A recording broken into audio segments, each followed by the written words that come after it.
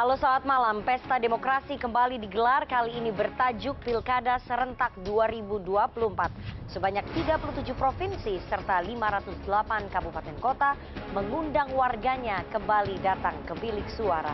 Dibayang-bayangi kompetisi Pilpres sebelumnya, keseruan Pilkada ternyata juga sama panasnya. Pergulatan politik antara Kim Plus atau Koalisi Indonesia Maju Plus dengan PDI Perjuangan masih jadi yang utama. Benarkah dugaan campur tangan Prabowo dan Jokowi serta dukungan politik Anies Baswedan di Jakarta turut menghiasi pertarungan pilkada ibu kota? Lantas mengapa setelah 26 tahun berhasil berkuasa, PDI Perjuangan menjaga kandang banteng, kali ini justru kebobolan di Jateng? Perebutan tahta PDI Perjuangan versus Kim Plus di Pilkada Jateng dan Jakarta bersama saya Rifana Pratiwi akan membahasnya selama 2 jam ke depan dalam Political Show spesial Pilkada Serentak 2024.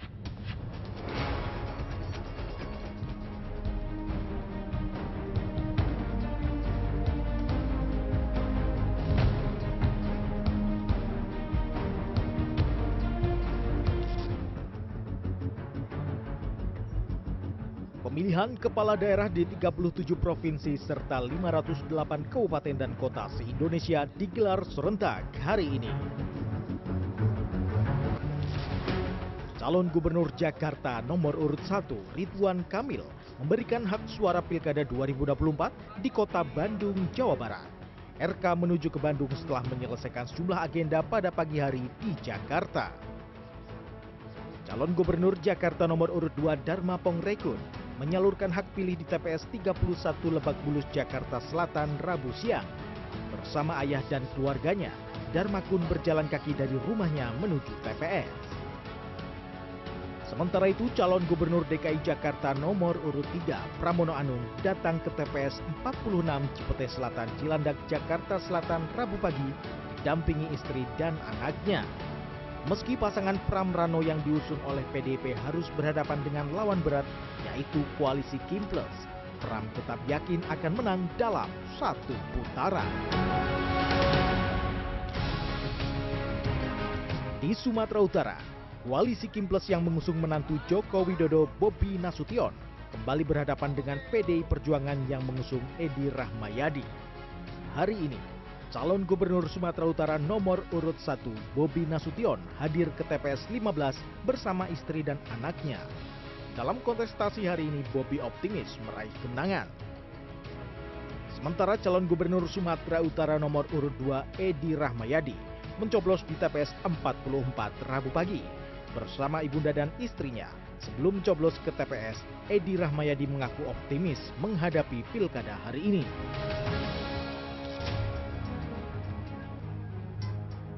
Di Jawa Tengah, kontestasi pemilihan kepala daerah lagi-lagi mempertemukan paslon dari Koalisi Kim Plus melawan paslon dari PDIP.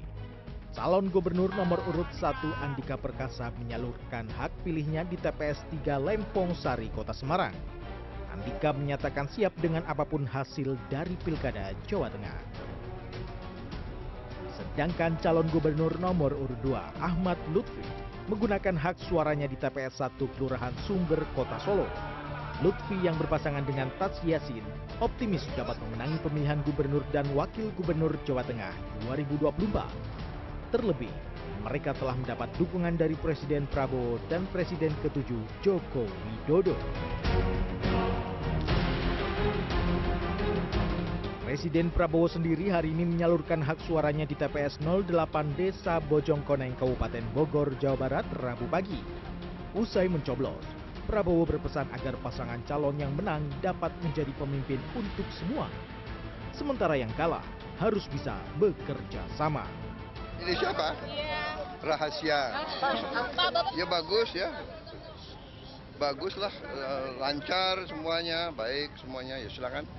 Pemilihan ya terserah rakyat milih yang baik.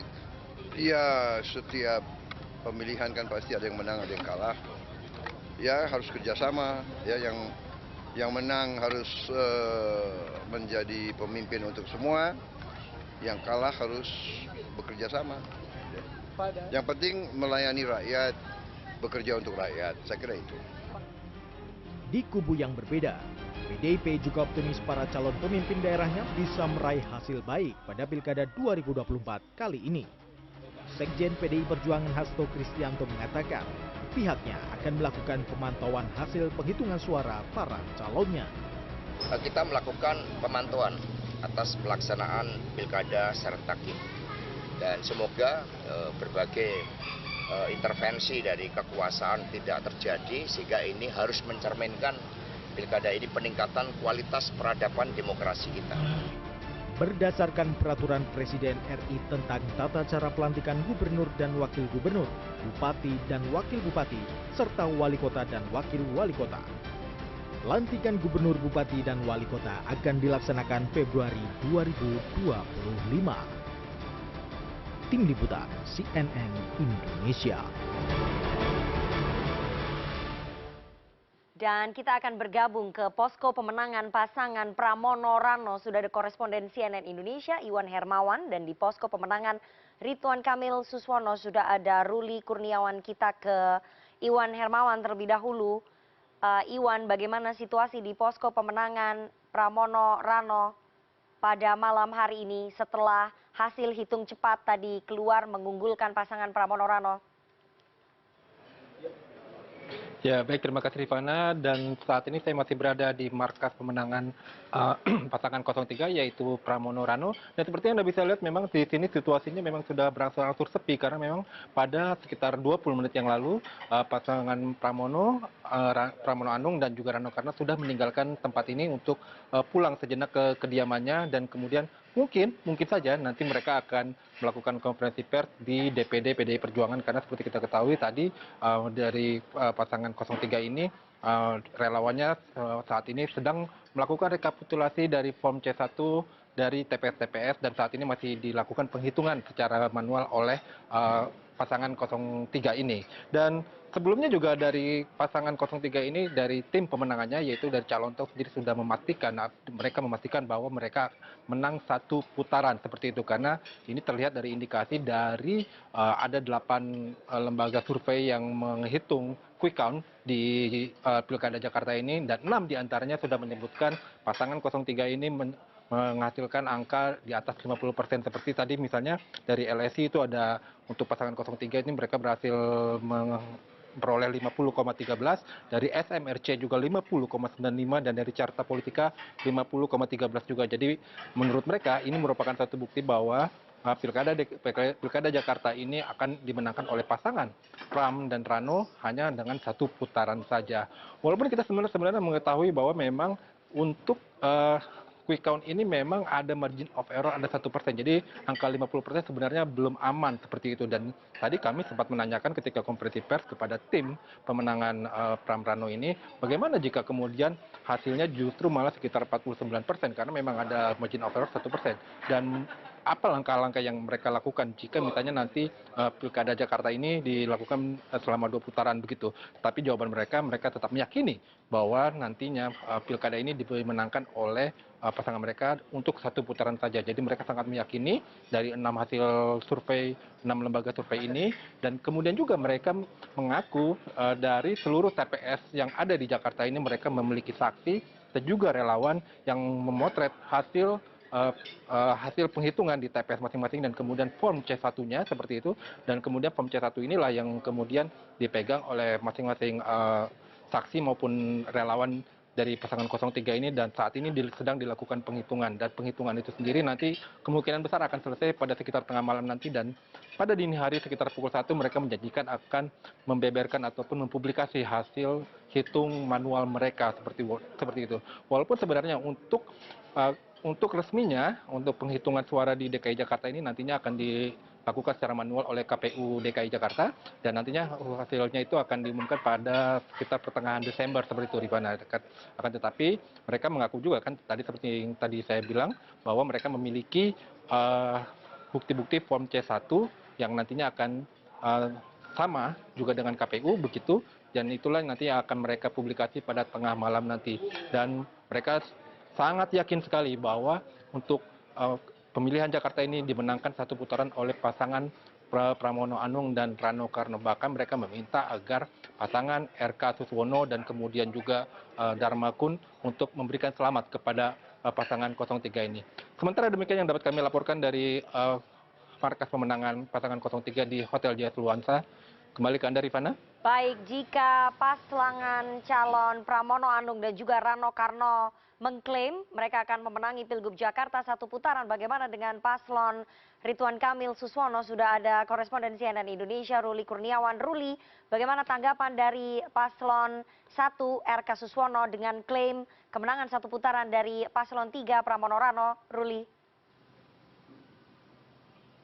Ya, Rifana, nampaknya kita semua juga mengetahui bagaimana hasil hitung cepat dari sejumlah lembaga survei yang bisa dikatakan menempatkan paslon nomor urut 1 ini, Ridwan Kamil juga Suswono, pada peringkat kedua di bawah pasangan nomor urut 3 Pramono dan juga Rano Karno. Dan terkait dengan hal ini, tadi sore, sekitar pukul 5 sore, Ridwan Kamil menyampaikan konferensi persnya di hadapan para media, di mana ada beberapa poin disampaikan oleh Bang Emil di sini. Yang pertama adalah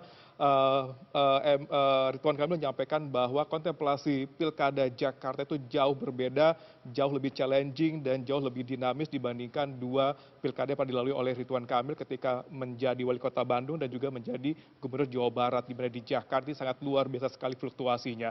Lalu poin yang kedua disampaikan oleh Ridwan Kamil adalah bahwa terkait dengan hasil ini, tim Ridho memiliki tim internal hitung cepat sendiri, di mana hasil yang didapat oleh tim internal ini ternyata tidak jauh berbeda dengan hasil quick count dari sejumlah lembaga survei. Dan kami juga berharap bahwa apa yang dihasilkan oleh quick count baik dari tim internal dari tim Ridho juga dari sejumlah lembaga survei itu tidak jauh berbeda dengan hasil yang dikeluarkan ataupun real count yang dikeluarkan oleh KPU DKI Jakarta pada pertengahan Desember nanti, bahwa memang tidak ada pasangan paslon yang melewati perolehan suara di atas 50%. Itu artinya Ridwan Kamil sangat berharap bahwa hasil yang dikeluarkan oleh KPU Jakarta itu tidak jauh berbeda dengan hasil dari lembaga survei dan juga dari tim internal Ridho, bahwa tidak ada paslon di atas 50% sehingga akhirnya harus dilakukan pilkada putaran kedua. Dan apabila memang dilakukan pilkada putaran kedua ini, bahwa tim Ridwan Kamil dan Suswono akan melakukan yang terbaik, akan lebih maksimal lagi dalam menjangkau seluruh lapisan masyarakat di DKI Jakarta, menyampaikan kampanyenya dan lain sebagainya, supaya nanti bisa mendapatkan hasil yang luar biasa dan lebih maksimal lagi dibandingkan pada putaran yang pertama. Dan tidak hanya itu, juga tadi Ridwan Kamil juga menyampaikan bahwa menjadi concern penting lagi apabila memang diadakan putaran kedua adalah terkait dengan perolehan suara yang didapat oleh pasangan nomor urut 2, yaitu Dharma Kun dan juga Kunwardana, Dharma Porekun dan juga Kunwardana. Dan dengan hasil perolehan nomor urut 2 ini yang mencapai 10%, itu menjadi sebuah pertaruhan di sana untuk bisa mendapatkan suara-suara tersebut gitu. Dan itu menjadi concern penting bagi pasangan Ridwan Kamil dan Suswono ke depannya apabila memang KPU Jakarta mengeluarkan keputusan bahwa akan dilakukan putaran yang kedua.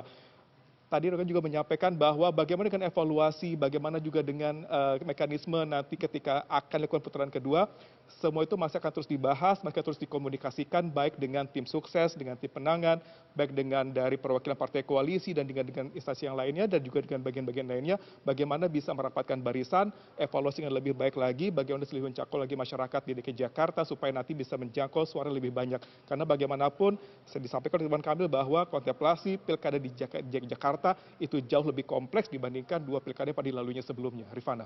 Baik, terima kasih koresponden CNN Indonesia Ruli Kurniawan melaporkan dari posko pemenangan paslon 1 RK Suswono, dan sebelumnya ada koresponden CNN Indonesia Iwan Hermawan yang melaporkan situasi dari posko pemenangan paslon 3 Pramono Rano. Selamat bertugas kembali teman-teman.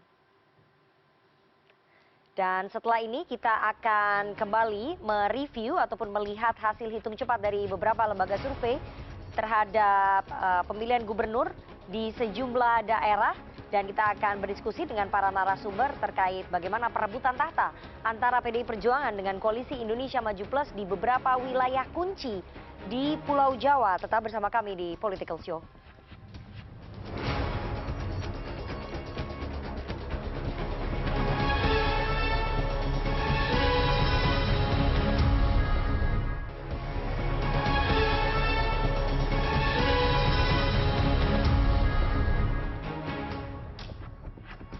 Terima kasih Anda masih bersama kami di Political Show. Dari hasil quick count, beberapa lembaga survei di sejumlah wilayah seperti Jawa Tengah, Sumatera Utara, dan Bali mulai terlihat keunggulan pasangan calon di pemilihan gubernur dan wakil gubernur. Lalu seperti apa situasi pada malam hari ini? Kita langsung menuju ke posko pemenangan pasangan Ahmad Lutfi Taj Yassin bersama produser lapangan CNN Indonesia Damar Sinuko di Semarang, Jawa Tengah, dan ada Noval Zakwan di Medan, Sumatera Utara, serta Ayu Dewi Ngurah Dewi di Denpasar, Bali.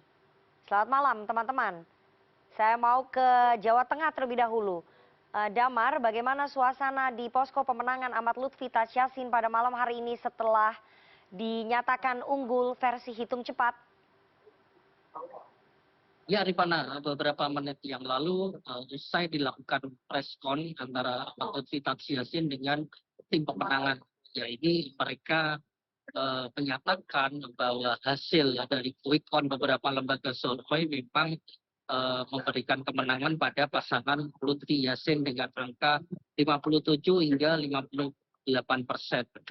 Angka ini dirasa sangat fantastis bagi pasangan Lutfi Yassin karena sebagaimana diketahui bahwa Jawa Tengah adalah kandang banteng dan mungkin ini baru yang pertama Lutfi Yassin ini yang di luar PDI Perjuangan dapat berangkat pilkada di Jawa Tengah. Meski dianggap telah menang di penyapu bersih 35 kabupaten kota, namun ada dari 35 kabupaten kota ini ada 3 daerah yang membuat Ahmad Lutfi dan Taj Yassin ini kalah dari Andika Hindi, yaitu di kota Solo, kota Semarang, kemudian kota Magelang. Dan memang kalau kita lihat kota Solo ini justru menjadi kediaman dari Presiden ke-7 Jokowi dan Wapres saat ini Gibran Rakabuming Raka yang notabene mendukung dan justru memberikan endorse kepada pasangan Lutfi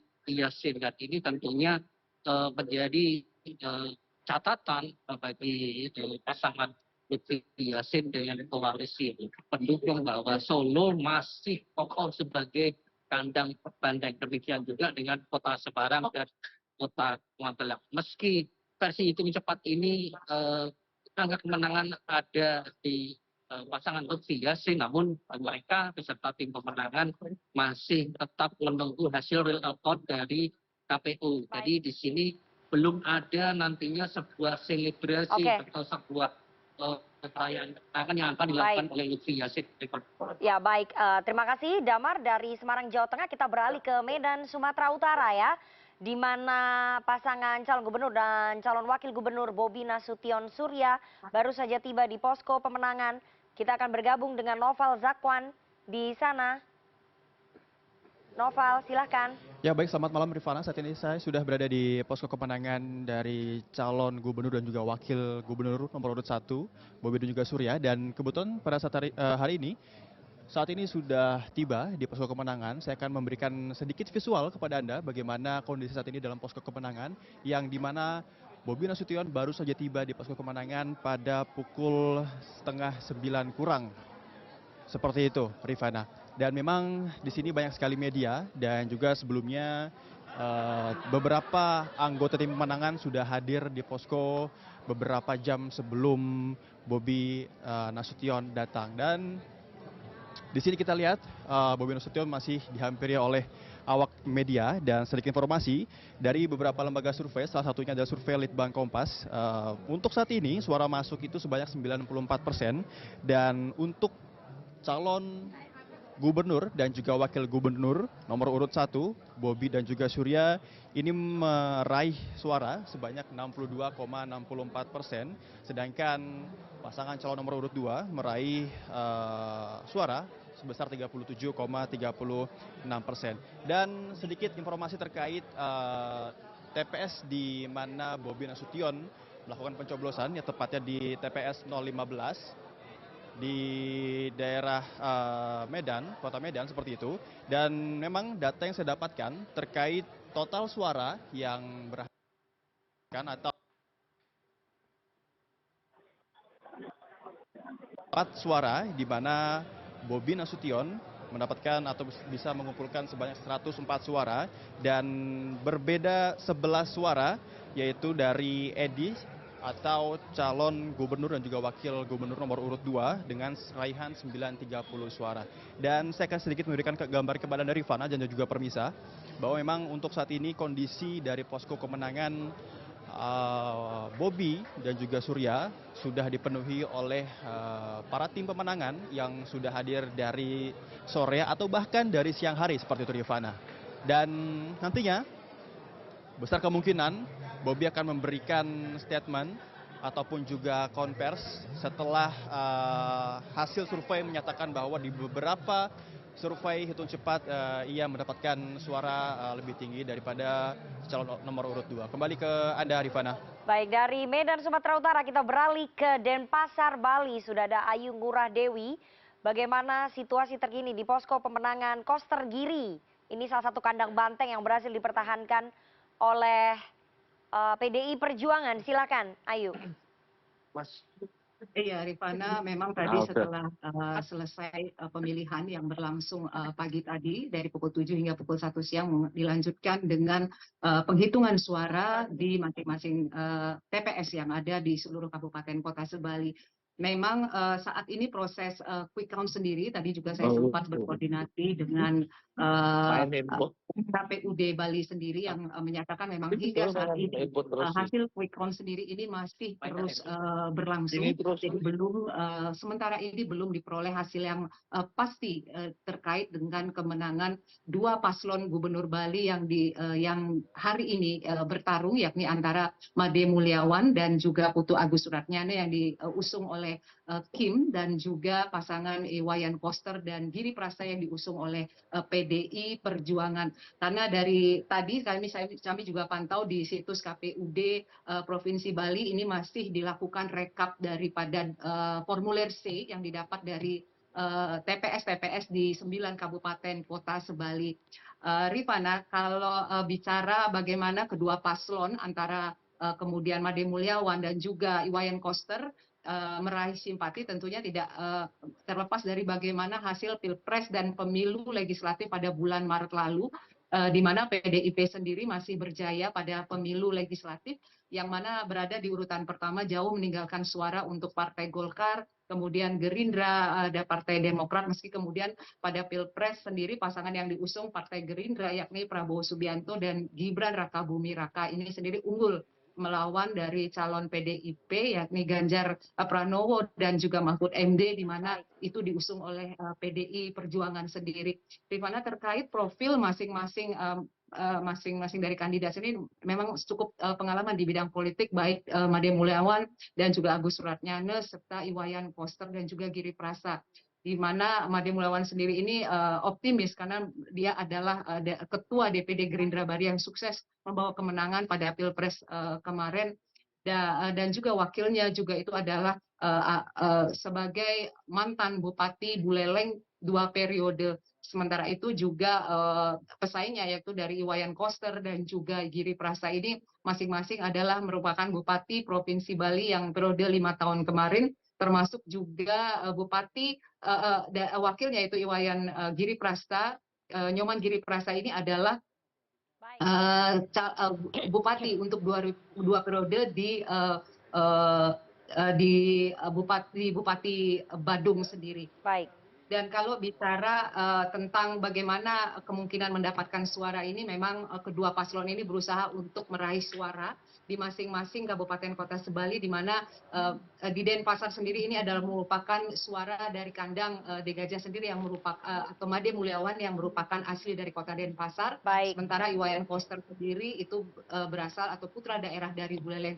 Namun kita belum dapat memastikan untuk saat ini kedua paslon ini siapa yang kemudian lebih unggul, karena dari KPUD sendiri belum mengeluarkan hasil sementara siapa jumlah dari kedua paslon ini. Rifana. Baik, terima kasih.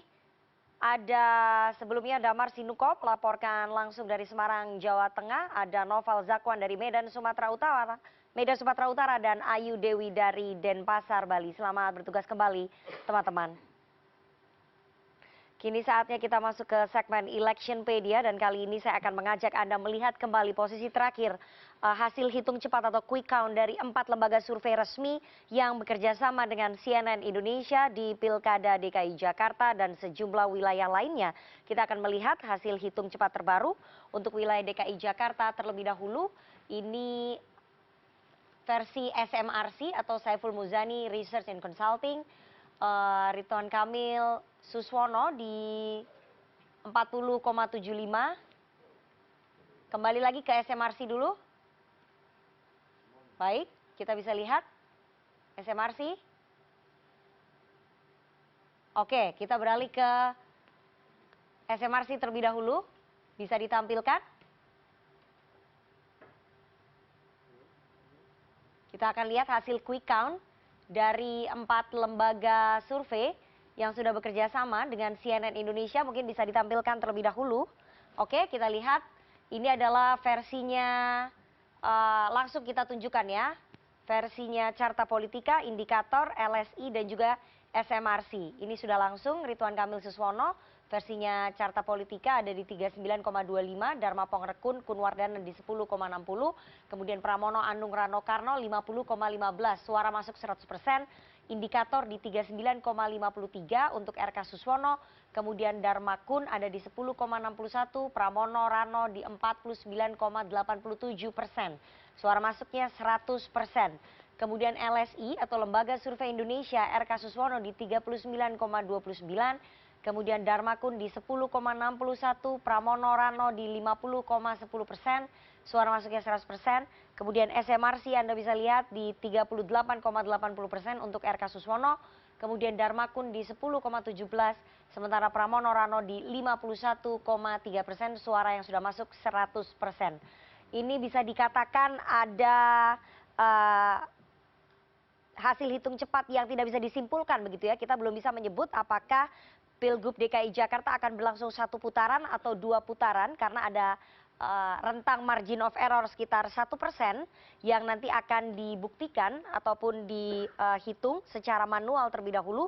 Jadi hasil hitung manual dari KPU itu yang akan menjadi benchmark ataupun menjadi pegangan bagi KPU untuk menentukan apakah Pilgub DKI Jakarta berlangsung 1 putaran atau 2 putaran. Kita lihat ke Jawa Tengah, kita lihat Provinsi Jawa Tengah ya, hasil quick count-nya ya, hasil hitung cepatnya dari 4 lembaga survei yang bekerja sama. Ada Paslon 1 Andika Perkasa Hendar Prihadi dan Paslon 2 Ahmad Lutfi Tachiasin. Versi Carta Politika Andika Hendi di 41,56%, Lutfi Tachiasin di 58,44%, suara masuk 100%.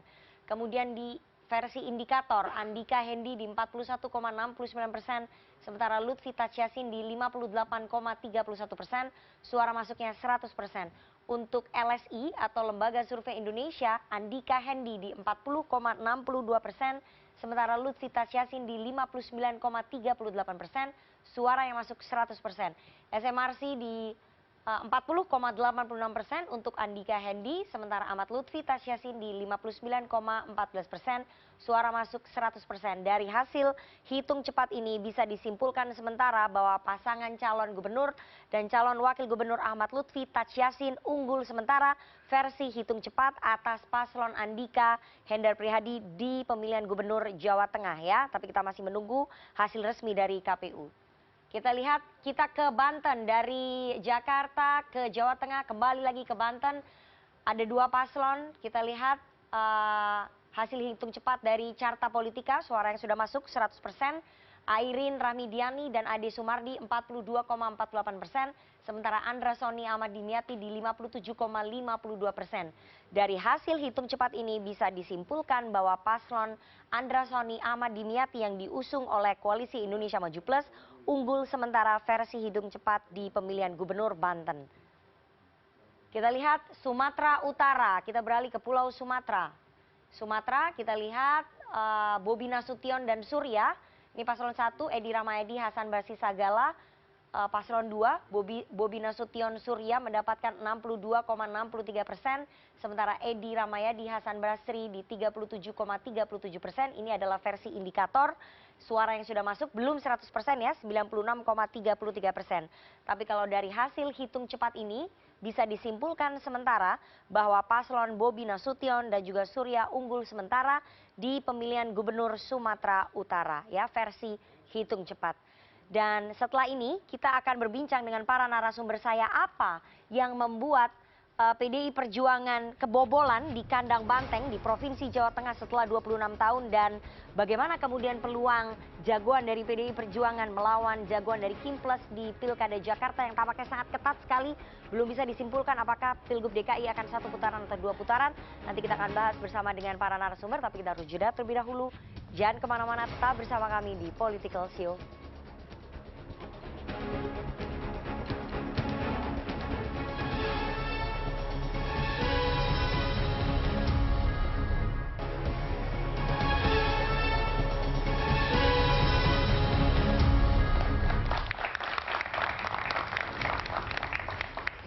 Terima kasih Anda masih bersama kami di Political Show. Pesta Demokrasi kembali digelar bertajuk Pilkada Serentak 2024.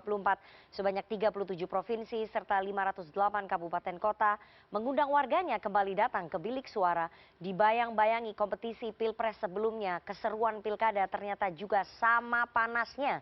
Pergulatan politik antara Koalisi Indonesia Maju Plus dengan PDI Perjuangan masih jadi yang utama. Benarkah dugaan campur tangan Prabowo dan Jokowi serta dukungan politik Anies Baswedan di Jakarta turut menghiasi pertarungan Pilkada Ibu Kota? Lantas mengapa setelah 26 tahun PDI Perjuangan menjaga kandang banteng, baru kali ini justru kebobolan di Jateng? Perebutan tahta PDI Perjuangan versus Kim Plus di Pilkada Jateng dan Jakarta. Malam ini kita akan membahasnya dengan narasumber yang sudah hadir di studio. Saya perkenalkan satu-satu. Dari yang paling ujung kanan ada Mas Aditya Perdana, dosen ilmu politik FISIP UI. Selamat malam Mas Aditya. Ada Bang Hendarsam Marantoko, Ketua DPP Partai Gerindra. Selamat malam Bang Hendarsam. Ada Wakil Ketua Umum Partai Golkar bidang pemenangan pemilu, Bang Ahmad Doli Kurnia. Selamat malam Bang Doli. Assalamualaikum warahmatullahi wabarakatuh. Waalaikumsalam. Ada Bang Adian Apitupulu, Ketua Tim Pemenangan Pilkada PDI Perjuangan. Selamat malam Bang Adian. Malam. Dan Direktur Merdeka. Eksekutif dari Carta Politika Bang Yunarto Wijaya. Selamat malam Mas Seto. Malam Nana. Oke, dan seperti biasa karena pemilih muda ini yang menentukan suara di seluruh daerah. Karena pemilih muda jumlahnya hampir 50% ya di Pilkada Serentak 2024, bergabung langsung malam ini di studio CNN Indonesia ada Badan Eksekutif Mahasiswa Universitas Budi Luhur. Teman-teman dari Budi Luhur nanti boleh ikut berinteraksi ya bersama dengan para narasumber, boleh ikut bertanya, boleh ikut mengungkapkan pendapatnya, boleh bingung juga kenapa hasil dari pilkada ini agak berbeda ya, ada fenomena-fenomena yang mungkin kita tidak perkirakan begitu ya.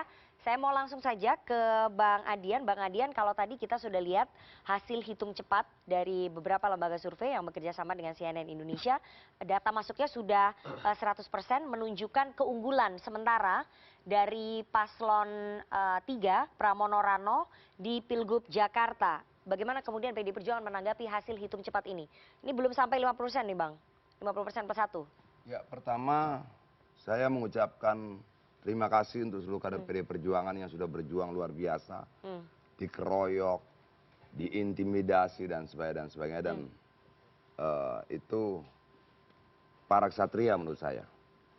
Dan tetap menjaga agar proses demokrasi tetap berjalan dalam koridor perjuangan kita.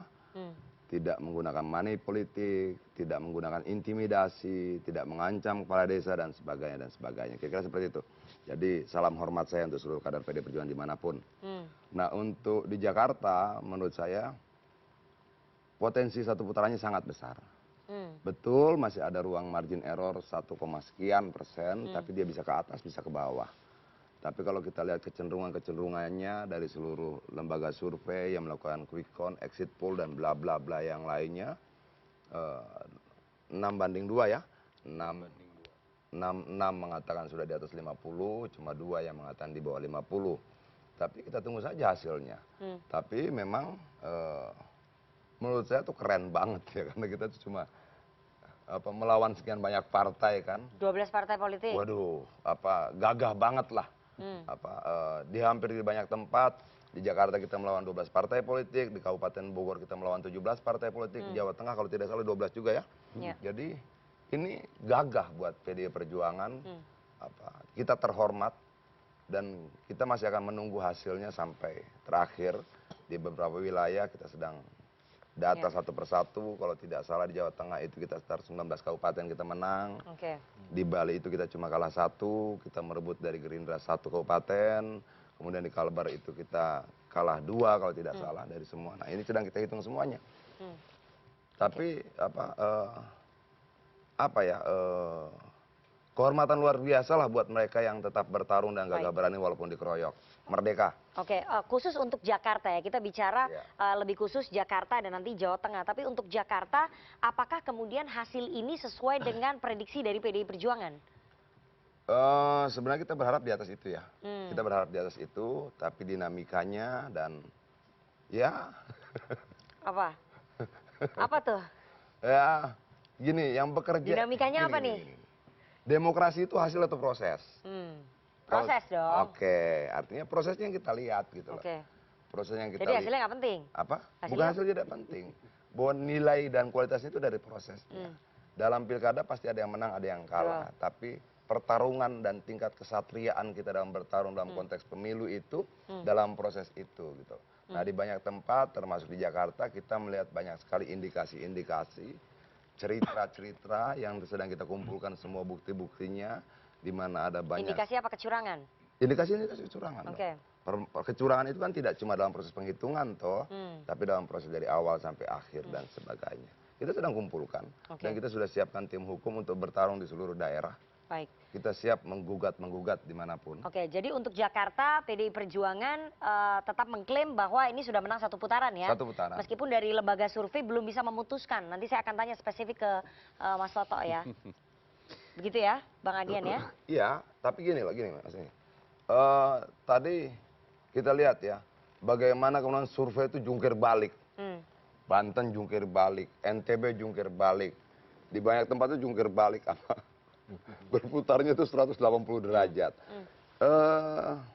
Kalau kita kumpulkan seluruh pengamat dan lembaga survei juga kaget-kaget. Ada sesuatu luar biasa yang bermain di hari-hari akhir gitu. Dan itu terjadi di hampir semua tempat kok. Misalnya kita bicara Tegal. Tegal itu yang dilawan, yang maju itu Mujab ya.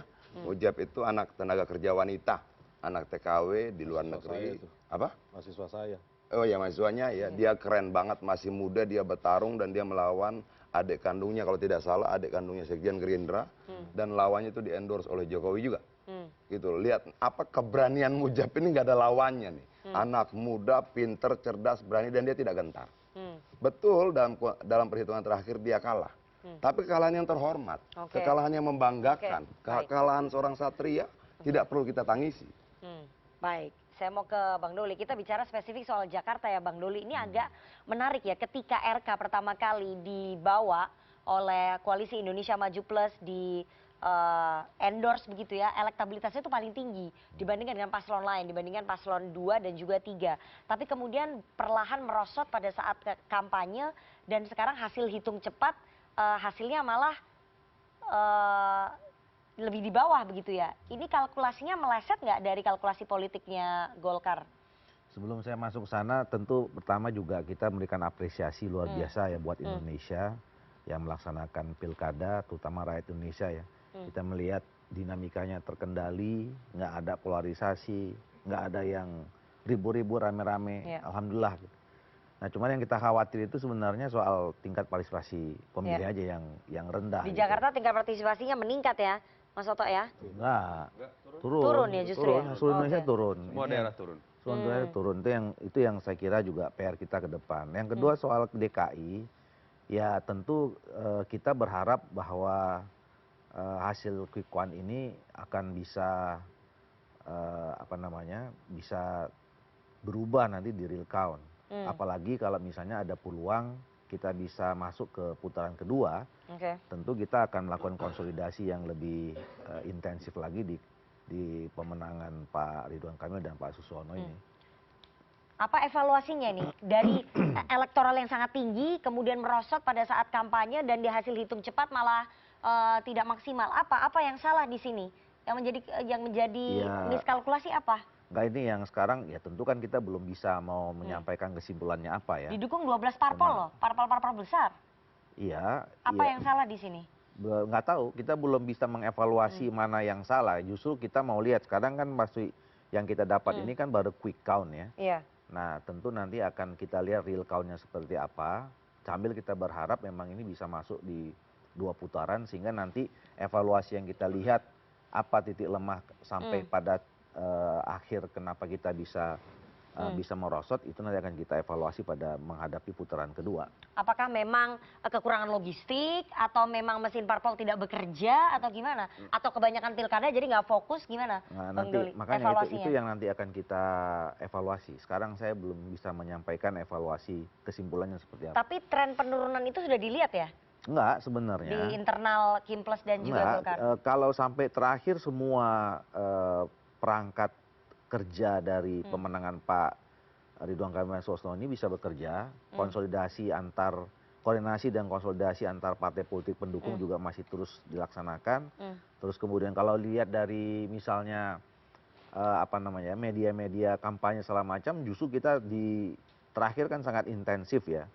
Nah ini yang nanti saya kira akan menjadi bahan evaluasi kita. Jadi kalau dari segi kinerja dan kerja tim pengoperasian dari pemenangan ini semuanya on the track. Oke, semuanya on the track itu klaimnya Golkar. Nanti saya mau tanya ke Bang Indra Sam. Tapi kalau tadi dari paslon 3 dari PDI Perjuangan mengklaim bahwa mereka bisa optimis menang 1 putaran. Kalau dari paslonnya RK gimana dari Golkar? Ya kita akan lihat nunggu real count.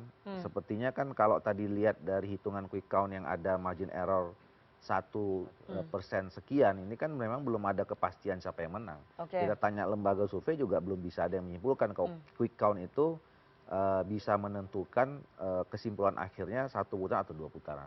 Jadi nggak bisa nih diklaim menang 1 putaran ya. Tetap percaya bahwa ini akan 2 putaran kalau dari Golkar. Mudah-mudahan begitu. Oke, saya mau ke Bang Hendar Sam ya. Bang Hendar Sam, partai pendukung RK ini jumlahnya 12 parpol.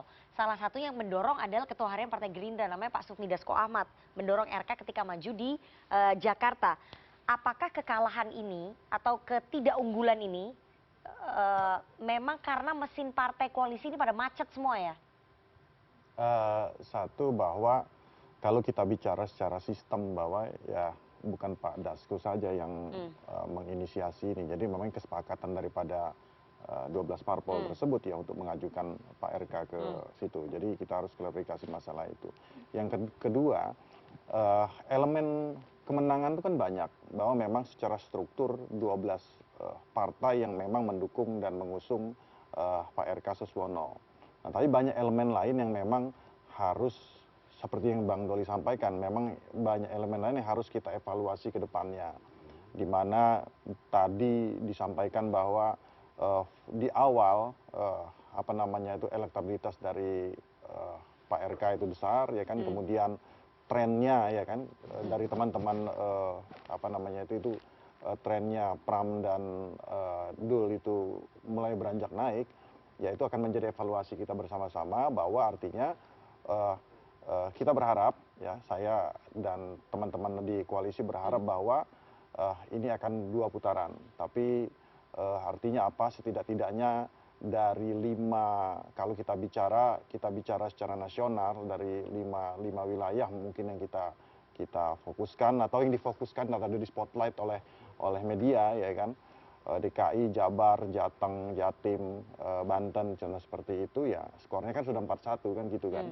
Kurang lebih seperti itu, hanya tinggal maksudnya 4 itu Kimples, iya, seperti 1 PDIP. Iya, walaupun juga itu kan tidak bisa kita anggap itu hitam putih juga seperti itu. Karena di beberapa daerah, saya dengan Bang Adian juga berkoalisi kan ya, seperti itu ya kan. Jadi kita nggak bisa seperti ini kan. Sebenarnya ini kan framing media-media aja sebenarnya bahwa ini Kimples lawan PDIP. Kita kan tadi bilang dikepung. Iya, yang bilang tadi Bang Adian dikepung. Bang Adian cuma itu bukan frame media, emang pernyataan Kimplas. Iya gitu Bang. Kimplas mereka sendiri yang ngomong begitu. Iya.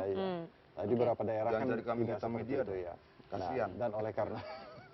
Dan oleh karena itu ini untuk satu wilayah ini di DKI ya, di DKI Jakarta, kita berharap bahwa dengan margin of error yang 1% ini ya kan sangat tipis sekali ya, sangat tipis sekali bahwa kalau kayak kita main bola, mungkin keunggulannya di babak pertama ini 1-0 ya kita mungkin bisa. Baik, jadi nggak bisa diklaim bahwa ini menang 1 putaran gitu? Ya belum bisa, saya rasa di tiap kubu mungkin ya, di kubu Pram Rano pasti akan mengklaim itu seperti itu. Tapi kita berharap di kubu kita juga bahwa ini akan ada 2 putaran sehingga kita bisa fokus ke DKI saja karena yang lain kita sudah menang. Tapi kekalahannya RK Suswono ini memang faktor mesin partai yang macet. Anda nggak bisa pertanyaan saya nggak bisa jawab juga masalah itu. Karena memang macet atau? Tidak, saya rasa tidak. Kalau boleh ditanya, Bang Doli juga mungkin bisa menjelaskan bagaimana.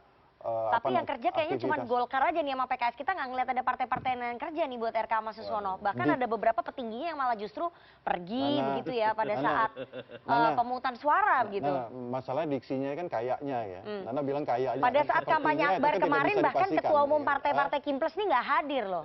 Malah justru banyak yang ke Jawa Tengah. Iya, itu kan tidak menjadi patokan atau tolak ukur ya. Nana tadi bisa ini kan kayaknya seperti ini. Ya kan artinya kalau kayaknya nggak pasti kan gitu kan. Jadi nggak bisa kita pastikan juga seperti itulah intinya ya. Jadi banyak elemen lah intinya ya, banyak elemen ya. Ya salah satu elemennya karena mesin partai tidak bekerja. Kata Nana. Iya. Bukan kata saya, bukan kata Bang Doli kan seperti itu. Tapi tidak ada kesengajaan ya, memang dari parpol-parpol itu sengaja mematikan mesin.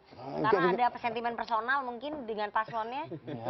Aduh. Enggak, itu kan kita dapat informasi. Wartawan kan dapat informasi, makanya kita klarifikasi. Oh iya, tidak. Betul apa enggak? Karena kita tidak melihat keterlibatan dari petinggi Kimples nih dalam kampanye-kampanye RK. Nggak ada. Jadi tetap solid, mesin partai nggak kerja, mesin partai kerja. Oke, itu klaimnya Bang. Oke, itu klaimnya Bang Hendar. Saya ke Mas Toto ya, Mas Toto. Kalau dari hasil quick count dari Carta dan juga lembaga-lembaga lain begitu ya, yang kerjasama dengan CNN, memang belum bisa simpulkan bahwa ini 1 putaran atau 2 putaran. Meskipun tadi Bang Adian klaim kita menang 1 putaran, tapi yang di sini di Kimples bilang kita bisa masuk 2 putaran gitu. Ini gimana? Ya, saya hanya bisa menjawab secara keilmuan bahwa hasil dari 8 lembaga survei yang membuat quick count bisa dikatakan dalam range yang semuanya bisa dipertanggungjawabkan. Ada 6 lembaga yang mengatakan sudah di atas 50%, ada 2 lembaga yang mengatakan masih di bawah 50%. Akan tetapi kedua kubu tanda kutip tersebut sama-sama tidak bisa mengklaim bahwa ketika sudah di atas 50 sudah pasti berarti 1 putaran. Karena range-nya masih berbeda-beda. Tetapi yang bisa kita pastikan kan baru pemenang pertama memang Pram dan Dul. Pemenang kedua RK dan Suswono.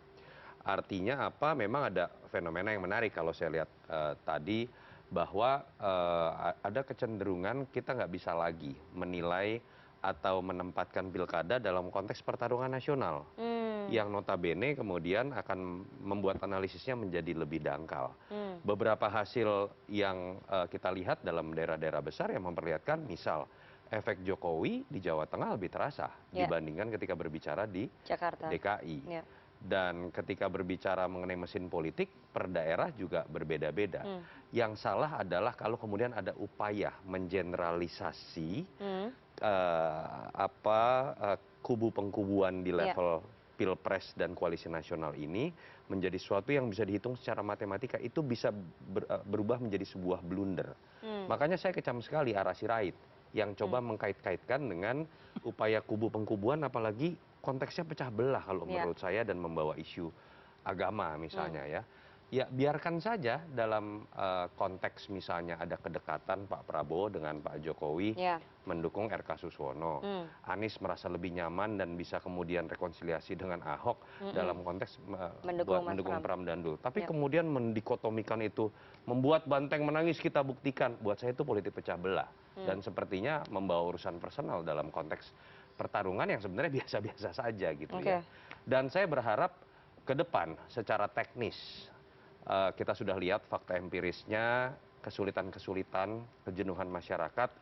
Wamendagri Bimaria juga kemarin sudah mengatakan sepertinya tidak kondusif bahwa pilkada serentak diadakan di tahun yang sama dengan pilpres dengan pileg. Jadi ada fatigue voters ya, kelelahan memilih ya. Tadi Bang Doli sudah sedikit menyebutkan, itu baru salah satu indikator partisipasi publik itu turun dalam angka yang cukup lumayan. Kalau kita bedah lagi survei Nana, di luar siapapun yang menang ya, kejenuhan ini ada potensi sebagai sebuah hipotesis membuat orang lebih ingin mobilisasi lah saya, karena saya udah malas berpartisipasi. Ketika berbicara mengenai demokrasi mobilisasi, faktor uang akan meningkat, faktor sembako akan meningkat. Dalam konteks itu, kualitas demokrasi siapapun yang menang, mau atas nama Kim Plus, mau atas nama PDI Perjuangan, mau didukung Jokowi atau tidak, itu otomatis akan membuat kualitas demokrasi berkurang.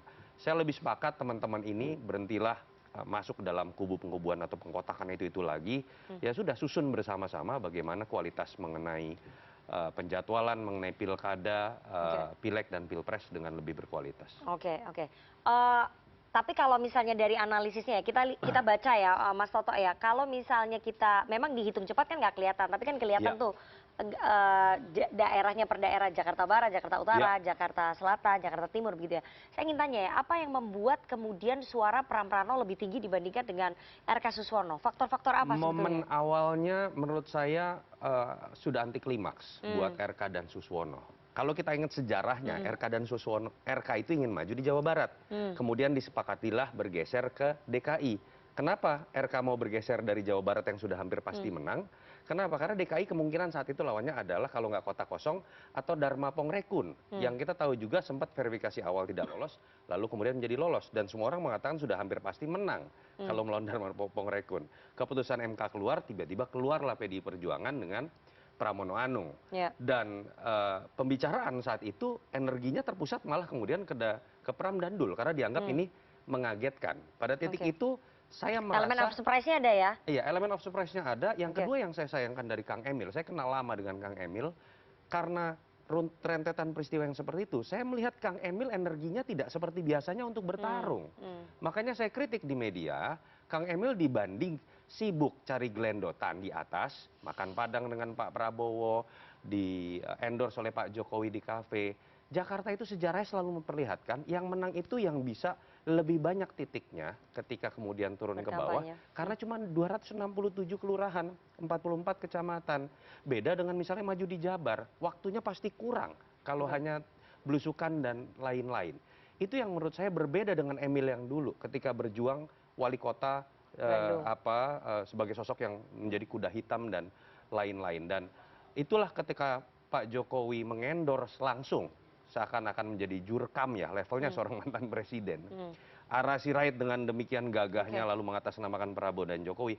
Pada titik itu menurut saya Emil terlihat sebagai subordinat dan itu malah menjadi bumerang. Bandingkan dengan survei yang dirilis terakhir, kenaikan malah bukan terjadi dalam pasangan yang didukung oleh Jokowi dan disuarakan oleh Ara Sirait, malah kemudian suaranya turun dibanding survei, malah itu menaikkan suara Pram dan Dul karena Pram dan Dul menggunakan strategi sebaliknya. Ingin melepaskan diri, tidak mau dikonotasikan hanya menjadi PDI Perjuangan, tapi bisa merangkul semua.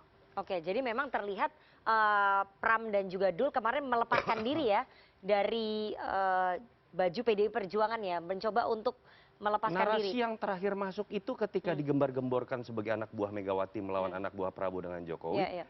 Lalu kemudian masuk narasi baru. Tidak, saya pemimpin yang bisa mempersatukan dua kubu yang sempat terbelah, yaitu Ahokers dan anak Abah. Buat saya itu terobosan luar biasa. Oke, baik. Saya mau ke Mas Aditya. Mas Aditya, tadi udah disinggung sebetulnya ya sama Mas Toto soal endorsement dari Pak Jokowi. Kita tahu bahwa pasangan RK Suswono di-endorse oleh Pak Jokowi dan juga Pak Prabowo sampai keduanya turun gunung. Kemudian pasangan Pram dan juga Rano di-endorse oleh Anies dan juga Ahok begitu ya, atau Basuki Cahayapurnama. Tapi kalau dilihat dari hasil hitung cepat ini, Anda bisa menyimpulkan nggak bahwa kotel efek ataupun pengaruh elektoralnya Anies Ahok lebih kuat dibandingin dengan Pak Jokowi? Saya menduga iya, ketimbang memang endorsementnya Pak Jokowi dan Pak Prabowo lebih cenderung Anies dan juga Ahok ya. Kenapa demikian? Bahkan jauh sebelum semua mungkin sekitar tahun 2019 2023 gitu ya, atau bahkan mungkin juga setelah Pak Anies selesai di dalam Pilpres dan beliau juga ingin maju untuk di Jakarta, itu kan surveinya memang sangat tinggi sekali Pak Anies. Pak Anies itu sudah survei di atas 45%, Mbak. Jadi menurut saya adalah disitulah modal yang paling kuat terkait dengan konteks itu. Tahan dulu ya, Mas Aditya, nanti saya akan bergabung lagi ke Anda, tapi kita harus bergabung dulu ke Medan, Sumatera Utara, di mana menantunya Pak Jokowi, Bobi Nasution, akan menggelar konferensi pers menanggapi hasil hitung cepat keunggulannya di Pilkada Sumatera Utara. Kita dengarkan sama-sama. Yang pasti ingin saya ucapkan pertama sekali rasa hormat kepada Ketua Tim Pemenangan yang sudah luar biasa, beliau juga sebagai menjalankan tugas sebagai anggota DPR RI, mundar-mandir Medan, Jakarta, keliling juga di Sumatera Utara, energi, pikiran yang luar biasa beliau curahkan untuk tim pemenangan Bobi Surya. Kami ucapkan terima kasih dan rasa hormat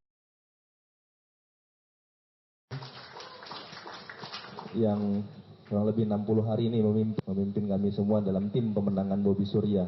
Dan tentu rasa hormat yang kami berikan juga kepada partai politik, pengusung dan pendukung, terkhusus Partai Gerindra, tempat saya bernaung.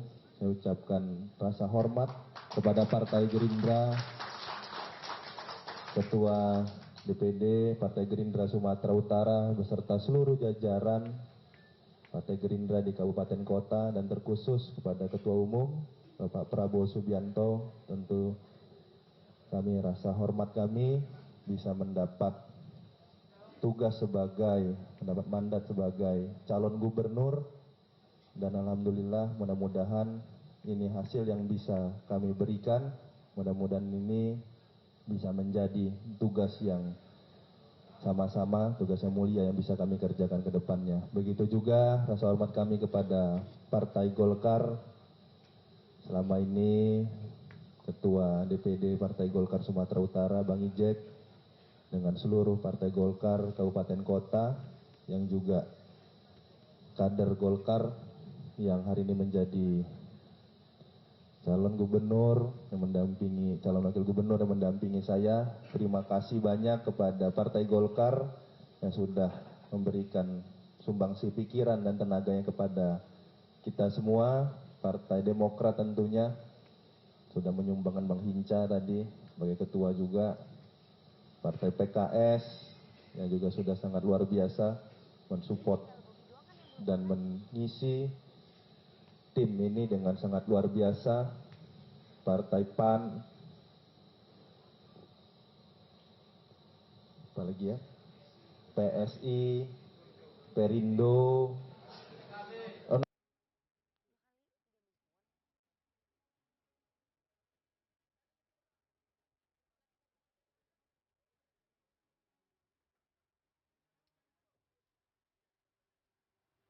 Baik, itu tadi pernyataan pers yang disampaikan oleh calon gubernur Sumatera Utara, Bobi Nasution, serta Cawagup Surya setelah dinyatakan unggul sementara dalam versi hitung cepat di pemilihan gubernur Sumatera Utara.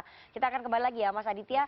Mungkin tadi bisa diteruskan, jadi pengaruhnya Anies dengan Ahok itu lebih kuat dibandingkan pengaruhnya Pak Jokowi di Jakarta ini ya? Iya, saya ingin balik lagi untuk mengatakan bahwa sebelum perhelatan pilkada itu dimulai, memang posisi Anies itu sudah tinggi, di atas 45%, bahkan sebelum ada usaha untuk membatalkan Anies sebagai calon, itu memang sudah tinggi, itu satu.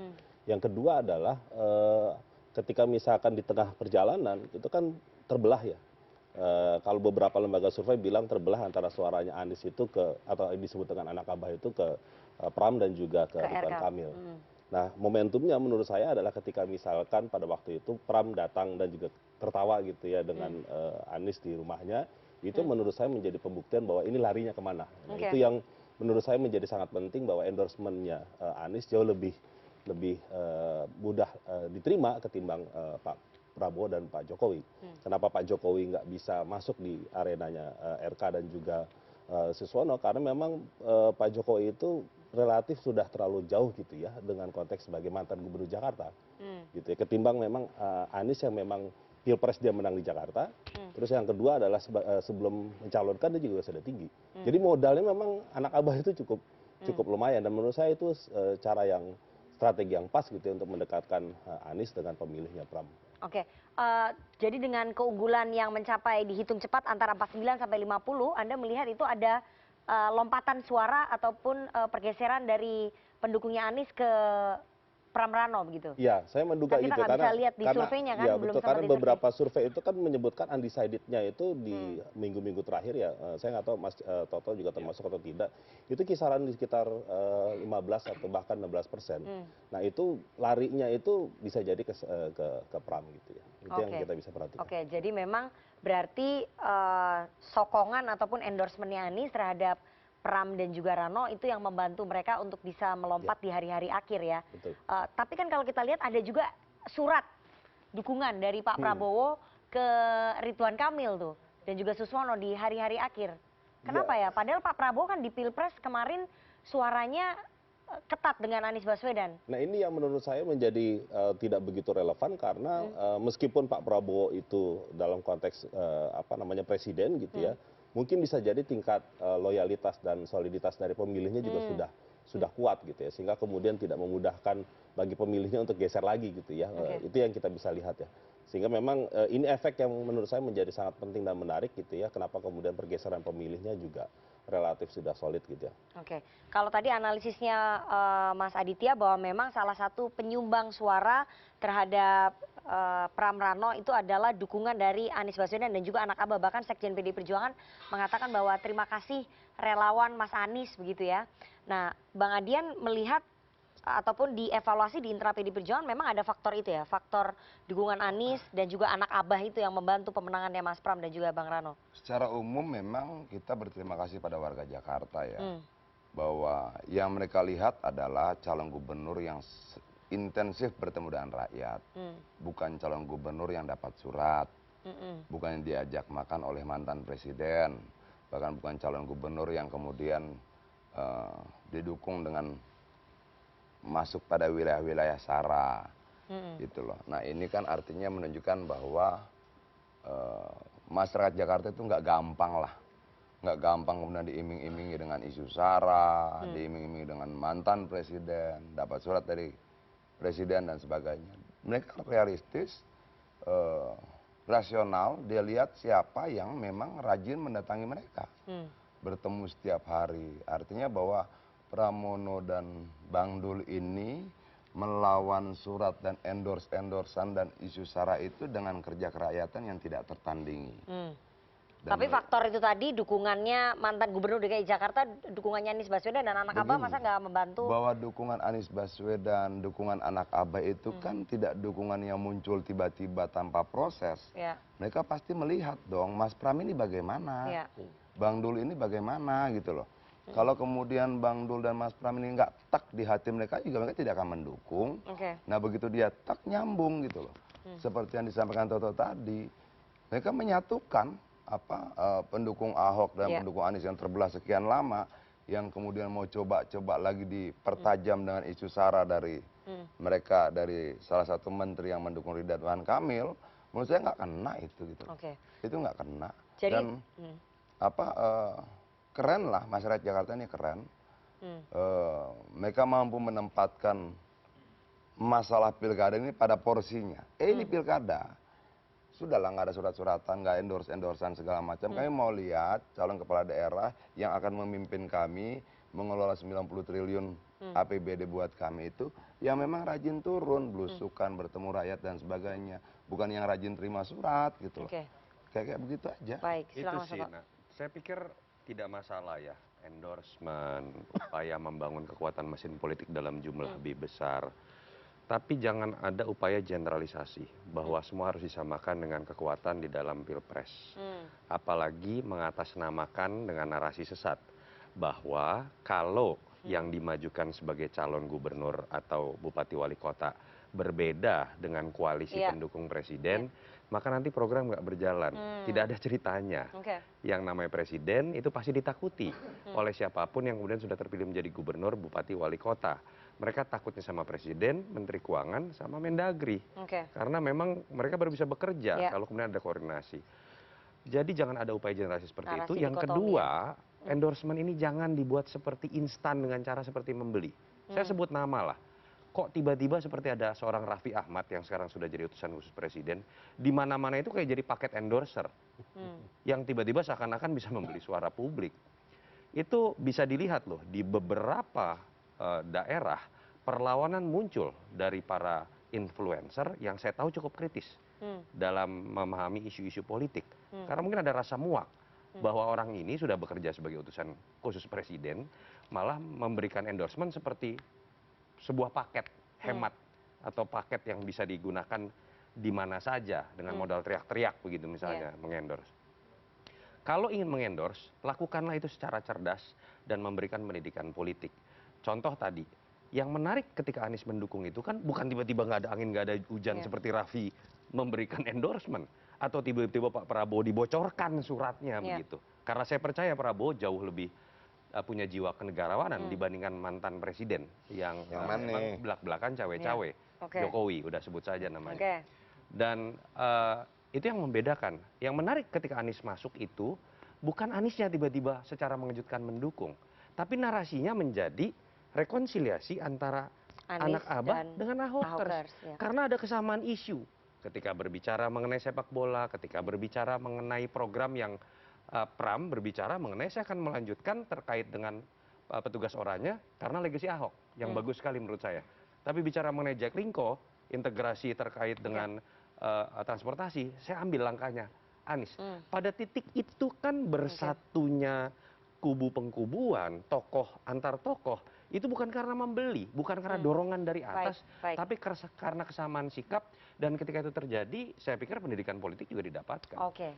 Bang Doli, jadi budaya endorsement yang diberikan oleh Pak Jokowi dan juga Pak Prabowo dan beberapa influencer seperti salah satunya adalah utusan khusus presiden, itu kan memberikan budaya pendidikan politik yang kurang baik begitu ya.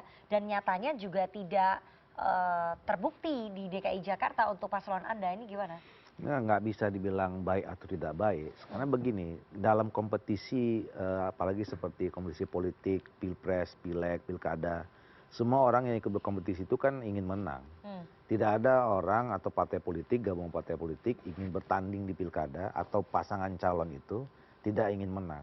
Nah maka kemudian semua strategi taktik itu dilakukan, ya termasuk mencari dukungan orang-orang yang kita anggap punya basis konstituen gitu loh ya.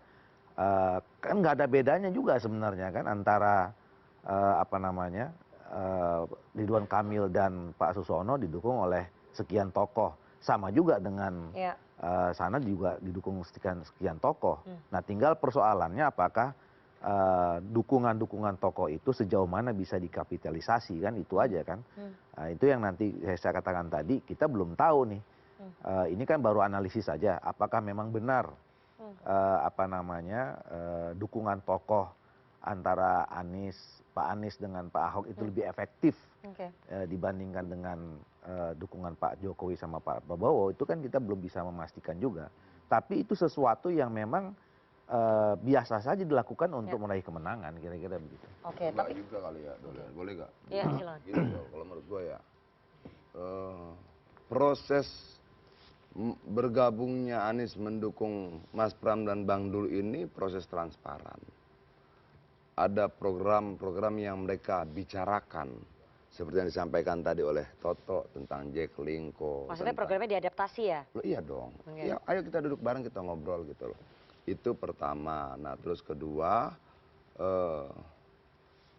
gagasan-gagasan ide ini yang dipertemukan inilah yang kemudian menjadikan pilkada kita rasional. Pendekatannya itu gagasan, ide, jumlah pertemuan terhadap rakyat, programatik itu. Jadi tidak persoalan saya tokoh, saya dukung, tidak. Mereka bicara tentang banyak apa yang rumah apa itu? Apa sih? Salah satu yang mau dilanjutkan itu apa? Kampung Bayam. Itu dia, aduh, lu ya Kampung Bayam, Jaklingko banyak itu dan itu dibicarakan gitu loh.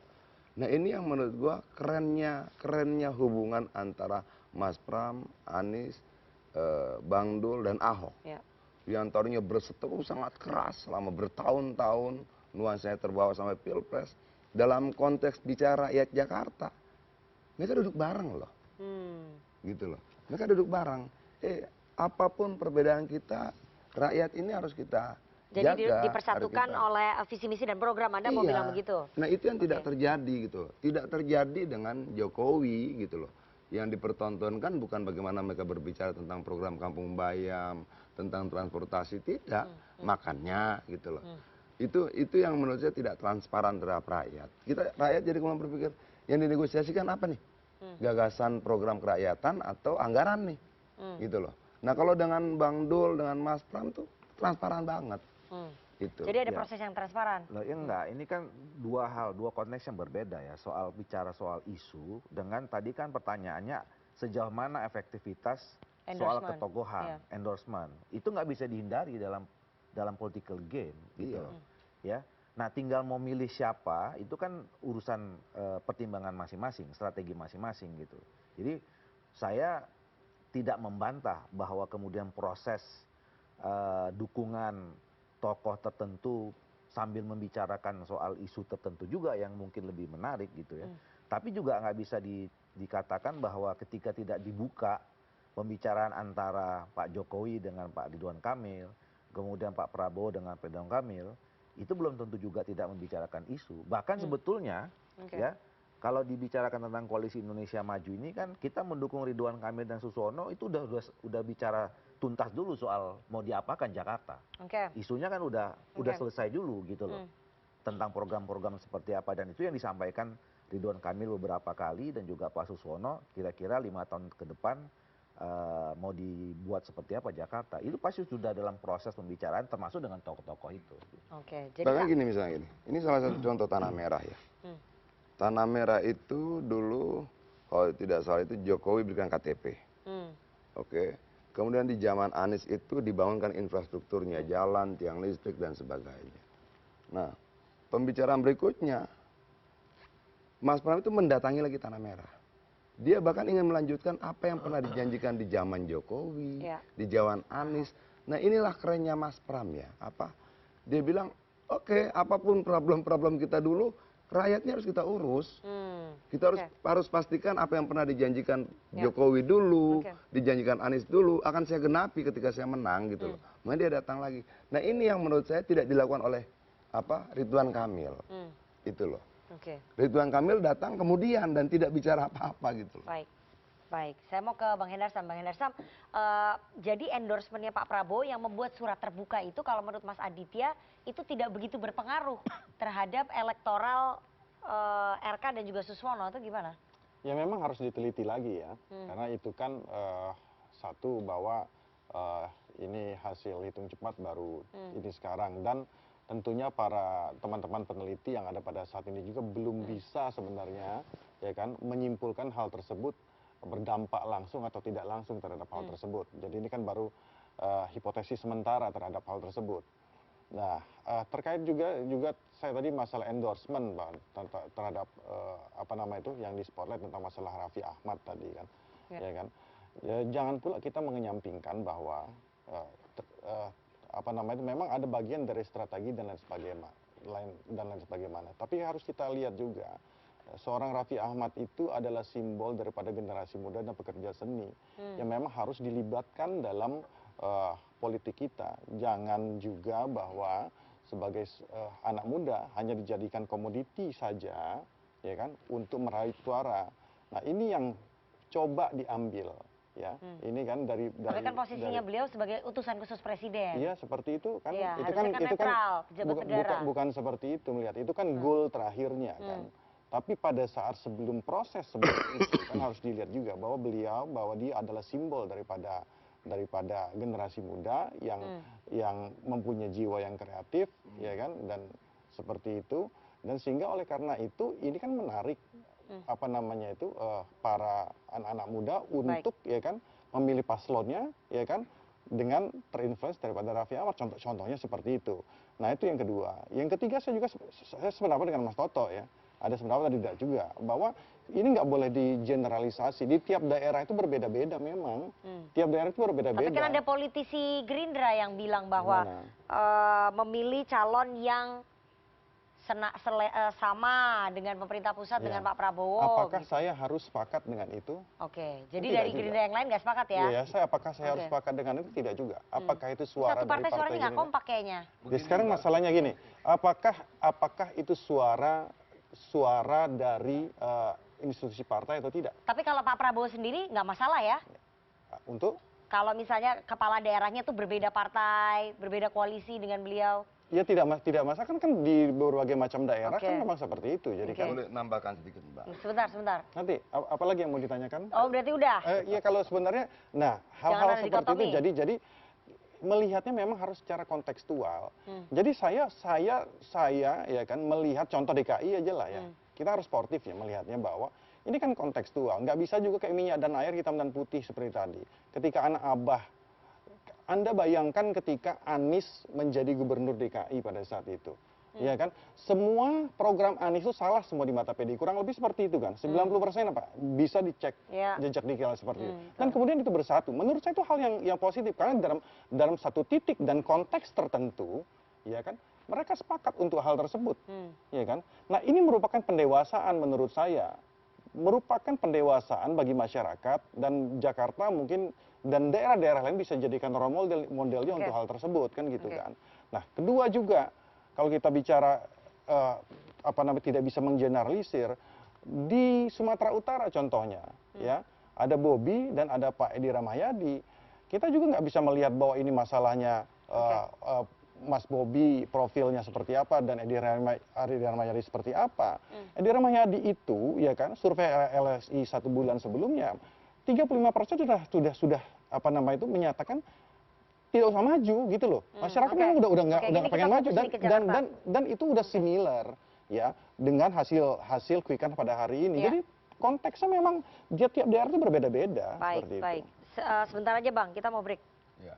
Sebentar atau habis break aja? Ya sekarang aja, tapi jangan lama-lama. Biar nggak panjang-panjang. Endorse-endorsan ini gini ya.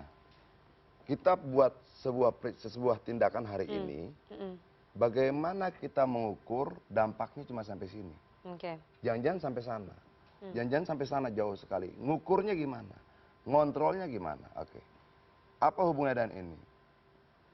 Ada endorse dari presiden, ada endorse dari mantan presiden. Kemudian kita lihat di banyak berita, di banyak cerita segala macam, ada pemanggilan kepala desa dan sebagainya. Ada endorse dari menteri, ada endorse dari utusan presiden. Lalu rakyat bilang, di antara institusi-institusi ini, endorse mana yang nggak kedengeran? Endorse dari TNI. Artinya orang akan bilang, ternyata TNI paling netral. Kenapa? Menteri endorse berpihak, presiden berpihak, mantan presiden berpihak, oknum-oknum polisi banyak katanya yang juga berpihak, kepala desa berpihak. Yang nggak ngendorse siapa? TNI. Nah, efek ini bisa nggak dikontrol? Bahwa rakyat akan bilang, berikutnya nanti kita lebih percaya pada proses demokratisasi di tangan TNI. Itu loh.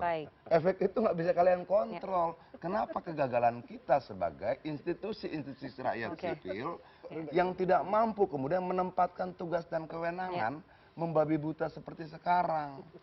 Itu. Baik. Oke, kita akan beranjak ya dari Jakarta udah semuanya dibahas. Kita akan beranjak ke kandang banteng setelah ini, tapi kita harus jeda terlebih dahulu. Jangan kemana-mana, tetap bersama kami di Political Show.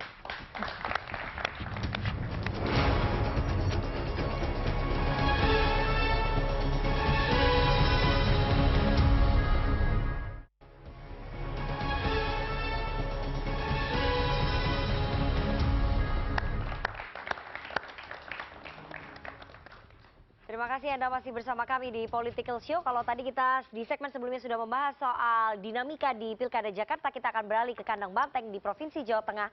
Karena untuk pertama kalinya ini lepas dari tangan PDI Perjuangan. Saya mau ke Gerindra terlebih dahulu ya, yang paslonnya unggul di versi hitung cepat. Bang Hendar Sam, ini pasangan Ahmad Lutfi dan juga Tas Yassin. Saya ingin tanya ya, berarti Pak Lutfi ini sudah jadi kader resminya Partai Gerindra, katanya sudah punya KTA.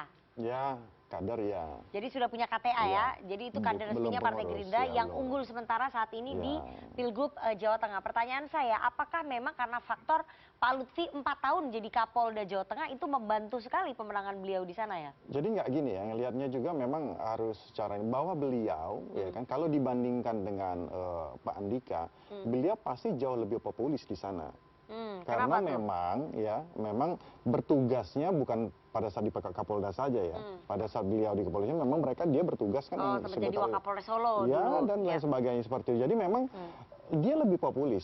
Oke. Tentunya itu tinggal tingkat kepopulerannya itu tinggal ditingkatkan lagi menjadi elektabilitas kan seperti itu saja kan. Kerjanya cuma di sana. Ya, aku udah punya jaringan dan lain sebagainya. Tapi jaringan jangan disebut ke arah yang lain-lain ya. Maksud saya kan nggak bilang itu. Ya, enggak, ini kan Anda malah memancing sendiri. Saya cuma udah punya jaringan. Jaringan bisa macam-macam. Artinya kan seperti itu kan. Kalau kita bicara jaringan, Banteng lebih punya jaringan di sana. Tentunya kan gitu kan. Kalau kita bicara jaringan itu. Ulama. Ya sama gitu juga maksudnya. Nah, artinya apa? Memang beliau memang sudah modal dasarnya adalah populis. Di sana, dan hampir tidak ada tidak ada berita miring tentang profil beliau. Ya, artinya bukan tokoh yang kontroversial. Ini penting bagi seorang tokoh untuk maju itu dulu kan sehingga oleh karena itu serangan-serangannya itu kan lebih kepada hal-hal yang sifatnya background lah ya kan gitu ya. Ya seperti Rembo vs Sambo seperti itu kan. Nah, yang gitu-gitu ya kan lebih hal yang seperti itu. Nah, jadi itu modal dasar yang beliau tingkatkan dan tim-tim tingkatkan pada saat itu untuk akhirnya efek kemenangannya dengan gap yang cukup jauh ya. Sejarah juga bahwa akhirnya kandang Banteng bisa dikuasai oleh Lutfi ya, oleh Lutfi dan itu ya evaluasi juga lah ya bahwa kita juga tidak boleh jumawa. Tentunya tadi Bang Adian sudah bicara bahwa tim hukum akan bekerja dan mudah-mudahan kita juga sudah siapkan juga segala infrastruktur hukumnya untuk menghadapi apabila ada gugatan di MK. Tapi faktor beliau berasal dari institusi Polri menjadi Kapolda 4 tahun di sana itu sangat membantu nggak sih? Yang membantu secara popularitas sudah pasti lah. Secara popularitas sudah pasti. Infrastruktur apa ulama, ya kan, polisi juga dekat dengan ulama kan seperti itu. Jadi kalau kita bicara infrastruktur politik, ya kan, PDI pasti jauh lebih mempunyai infrastruktur itu. Mesin partai. Seorang Ahmad Lutfi. Tapi kan ini tadi dikatakan oleh Bang Adian, ada beberapa polisi yang bekerja, itu termasuk infrastruktur yang membantu nggak? Saya kalau kita bilang masalah digebukin polisi, saya ini 2019 sudah jauh lebih, saya ini korban digebukin polisi lah intinya. Pada saat Pilpres 2019? 2019 sudah lah, ya kan. Jadi, 2019 zaman Jokowi. Iya, bersama-sama dengan PDI mungkin ya. Ya kan seperti itulah kalau kita bicara mau ininya. Jadi nggak usah lah bicara seperti itu, maksud saya kan. Jadi saya korban di situ.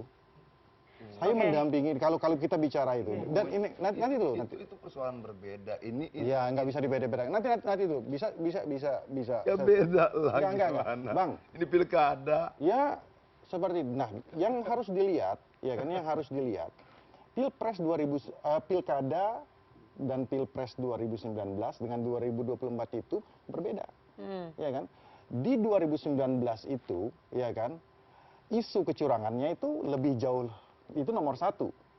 2024 ini masalah dukung-mendukungnya yang lebih kuat. Ya mungkin Mas Toto dengan Mas Adi bisa jelaskan. Dua-duanya membahas mengenai Jokowi memang setahu saya, baik Pilpres 2019 ataupun Pilkada 2024. Iya tentang cawe-cawe Jokowi kan betul. Ya jadi artinya itu kita harus sama-sama, maksudnya sama-sama kesatria untuk mengakui hal tersebut. Dari kemarin kan saya juga dengan Bang Adi segala macam ngomong-ngomongin dukung-mendukung kok, endorsement, nggak ada bicara masalah kecurangan gitu loh. Pemukulan polisi terhadap lu yang lu ceritakan kemarin tadi itu berbeda dengan netralitas institusi polisi dalam pilkada. Itu yang gue bilang tidak sama. Lu tuh doyan banget gabung-gabungin sih, jadi semua seolah-olah sama. Dan lu selalu menjadi korban terus. Iya, karena kan gua korban kan gitu kan memang. Bukan, ini kita bicara netralitas institusinya, bukan seberapa kelas tingginya. Sebagai sejauh mana netralitas atau tidak netralitasnya? Pertanyaan gua, lu bisa kasih nggak? Anda bisa kasih ke saya nggak 1 atau 2 atau beberapa sampel aja lah, bahwa aparat itu tidak netral seperti itu. Itu yang nanti akan dibuktikan dalam proses pengaduannya ke Mahkamah Konstitusi. Ya buktikan, coba dibuktikan di sekarang kan. Ini gini, brother, my brother, ini bukan. Abang udah katakan itu kan gitu kan. Ini coba dibuktikan. Ini bukan mekanisme. Abang buka aja sekarang. Ini bukan mekanisme. Apakah ada laporan ke Bawaslu tentang masalah itu? Apakah kita juga tidak punya laporan ke Bawaslu tentang masalah tidak ini bukan mekanisme pengadilan, nggak bisa kau paksa begitu, oi. Tapi di segmen yang lain Anda paksakan ke saya hal tersebut untuk membuktikan. Lu acara beda, lu gabungin lagu di sini. Ya, TV-nya beda, situasinya beda, materinya beda. Lu paling sering begitu gini loh. Ini bukan mekanisme. Lu juga paling sering kayak gitu loh. Memisah-misahkan ini bukan mekanisme pengadilan, tidak bisa lu paksakan buktikan di sini, tidak bisa. Karena lu juga sering paksakan itu loh. Gitu. Tetapi bahwa tadi yang disampaikan tentang kepolisian adalah netralitasnya sebagai institusi. Bukan persoalan gua digebugin, jangan gitu loh, itu out of context. Kita bicara pilkada, bukan bagaimana rasanya dipukulin. Jadi jangan curhat di sini gitu loh. Nah, yang curhat kan lu duluan. Masalah netralitas, masalah indah. Netralitas itu bukan curhat, itu hak kita. Apa dong? Ya apa dong kalau bukan curhat? Loh, itu kita bicara pilkada, bicara netralitas. Bicara pilkada nggak bicara digebugin. Secara fisik ampun deh. Ya, ini fokus lagi, ini fokus. Soal menjawab lu atur dugaan ketidaknetralan aparat itu. Gimana kita bicara netralitas institusi? Gue pernah digebugin polisi. Kok jadi cerita itu? Ya ampun. Gua cuma memperdalam dan mempertajam apa yang lu katakan. Lu jangan samakan problem pribadi lu dipukulin polisi sama pilkada republik. Ya. Oke, kita kembali ke substansinya ya. Bagaimana kemudian menjawab itu tudingan ketidaknetralan? Kata-kata Bang Adian kalau udah terakhir mentok ya ampun deh, nah itu dah ya kan. Ya itu bagaimana menjawab itu? Apanya? Dugaan ketidaknetralan karena backgroundnya Pak Lutfi. Dasar gini masalahnya, yang jadi masalah. Saya udah jelaskan dari awal. Yang spotlight pada saat di Pilkada 2024 ini bukan masalah ketidaknetralan. Masalah dukung-mendukung dari kemarin itu, ya kan, masalah yang kita omongin ini segala macam, masalah dukung-mendukung dengan bahasa lain itu kata bahasa lebih tajam itu endorsement dan lain sebagainya, pengaruh tokoh ini, karena Anda sendiri juga udah bilang, bukan masalah netralitas tidak dan lain sebagainya, isu itu Anda boleh lihat di media online segala macam, cek deh masalah netralitas. Kalau kita bicara masalah netralitas di Banten, Pak Major, ya kan. Kedua itu saling melaporkan ke Bawaslu. Aduh, ampun gini. Jangan ampun lagi, Bang. Gue juga ngampun juga gitu. Waktu daftar siapa? Pak Lutfi yang ngantar tuh siapa? Kemudian endorse siapa? Yang bagi-bagi kaos di jalan siapa segala macam. Kita tidak salahkan itu. Tapi bahwa kemudian rakyat akan melihat mantan presiden berpihak, presiden berpihak, banyak wapres berpihak, banyak sekali kemudian video beredar bagaimana kepala desa dikumpulkan dan sebagainya. Kepala desa berpihak, institusi-institusi sipil yang harusnya menjadi pilar-pilar penjaga demokrasi ternyata berpihak dan tidak netral. Lalu siapa yang netral? Ternyata TNI. Baik-baik. Kalau kemudian rakyat melihat bahwa ternyata TNI lebih memahami demokrasi, maka itu artinya kegagalan kita sebagai masyarakat sipil untuk menunjukkan pada dunia dan pada rakyat bahwa kita memahami dan mengerti demokrasi. Itu soalnya, makanya kita bilang dari awal demokrasi itu bukan cuma bicara hasil, ada prosesnya di situ gitu loh. Bagaimana kemudian misalnya yang ditunjukkan oleh Mas Pram di Jakarta, dia bertemu rakyat, tidak bertemu presiden, tidak minta mantan presiden. Yang dilakukan Andika sebagai seorang patriot, dia bertemu rakyat, tidak minta dukungan institusinya, tidak. Nah yang begini harus kita jaga gitu loh. Ini pertarungan pilkada ya, bukan pertarungan institusional lembaga negara loh. Berarti ada anggapan institusi yang berpihak. Loh, Anda pernyataan beberapa menteri berpihak pada Ridwan Kamil berpada itu mau dibantah. Itu loh. Kan dia dibayar, menteri itu dibayar oleh pajak rakyat, baik oleh pajak rakyat pendukung Ridwan Kamil maupun pajak rakyat yang mendukung Pramono Anung gitu loh. Kalau begitu jangan berpihak. Presiden juga dibayar seperti itu. Jangan berpihak gitu loh. Itu yang diharapkan. Itu akan mempengaruhi infrastruktur di bawahnya begitu. Itu yang kita harapkan dalam membangun tatanan demokrasi yang sehat. Demokrasi tidak cuma prosedural, ada pemilu, ada pilkada. Ini negara demokratis tidak. Demokrasi itu esensinya, bukan prosedurnya, bukan tanggal-tanggalnya, bukan hasilnya, tapi prosesnya. Proses ini harus kita jaga. Oi, kamu menteri, udah urus rumah rakyat, urus makan rakyat, urus yang lain. Ini pertarungannya bukan pertarungan menteri gitu loh. Baik, saya mau ke Bang Doli ya. Bang Doli, ada dugaan itu tadi ya. Ini kan pasangan Ahmad Lutfi dan juga Tas Yassin didukung oleh Kim Plus. Ternyata Golkar juga ikut mendukung ya di situ ya. Nah, ada dugaan ketidaknetralan yang dilakukan oleh ya dari atas sampai ke bawah begitu yang tadi disebutkan oleh Bang Adian. Ya memang tadi kita sepakat sebetulnya situasi dinamika di setiap daerah itu berbeda. Tetapi yang harus kita pahami yang sama itu adalah at the end rakyat yang menentukan. Ini untuk Jawa Tengah nih? Ya sama, di semua daerah ini kan pada akhirnya kan pilihan itu yang menentukan adalah rakyat. Nah sekarang kalau kita bandingkan misalnya Jakarta sama Jawa Tengah ya situasinya berbeda kan. Nah jangan kemudian situasi yang berbeda itu disimpulkan kalau kita kalah di sini, di situ ada institusi yang tidak netral. Jadi sebenarnya kalau misal kita bisa lihat ya, udah kita fokus Jawa Tengah aja sekarang. Kenapa Lutfi bisa menang? Ya bisa ya. Pertama, saya kan selalu mengatakan kalau kita menangkan pilkada itu, apakah figur atau tokoh yang dicalonkan itu prominent apa tidak? Dan itu nggak tunggal, nggak bisa kita lihat Lutfi aja. Faktor Tas Yassin itu juga menurut saya cukup kuat. Jawa Tengah itu kan juga banyak pesantren. Dia adalah tokoh ulama yang sangat karismatik di Jawa Tengah. Pernah jadi wakil gubernur, mengantarkan sama Ganjar 2 kali menang gitu loh. Pernah menang DPD juga gitu. Nah jadi nggak bisa kemudian kita melihat bahwa itu cuma hanya faktor Pak Lutfi saja. Nah sementara Pak Lutfi memang juga figur yang cukup kuat. Tadi 4 tahun jadi Kapolda, pernah jadi Wakapolres Solo, beredar di sana. Jadi akhirnya dia memang tokoh yang sangat populer, dikenal di sana. Sudah banyaklah sedikit banyak prestasi yang sudah dia bangun. Nah jadi kita lihat itunya saja. Nah kemudian ditambah lagi dengan endorsement, dukungan dari partai politik. Nah yang ketiga endorsement. Gitu loh. Nah ini yang tadi saya katakan. Oleh Gibran. Di endorsement itu nggak ada persoalan.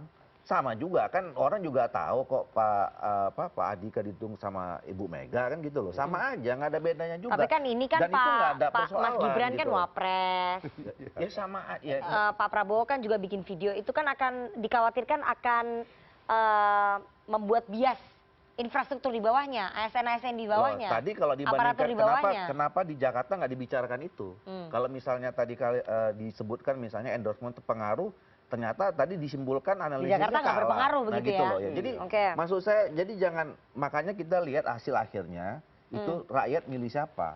Kalaupun misalnya ternyata rakyat tadi nggak cocok misalnya dengan cara yang seperti itu kan bisa berlaku juga di Jakarta. Di Jakarta pengaruh di Jawa Tengah. Pengaruh tapi tidak sesignifikan di Jawa Tengah gitu loh. Tapi pengaruhnya ada. Nah apa gini.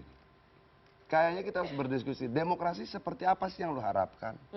Di mana sih sebenarnya seluruh institusi negara di luar DPR yang berangkat dari partai politik harusnya menempatkan diri dalam pilkada? Biar semuanya kelar, biar semuanya clear. Presiden itu dibayar oleh pendukung Ridwan Kamil maupun bukan pendukung Ridwan Kamil.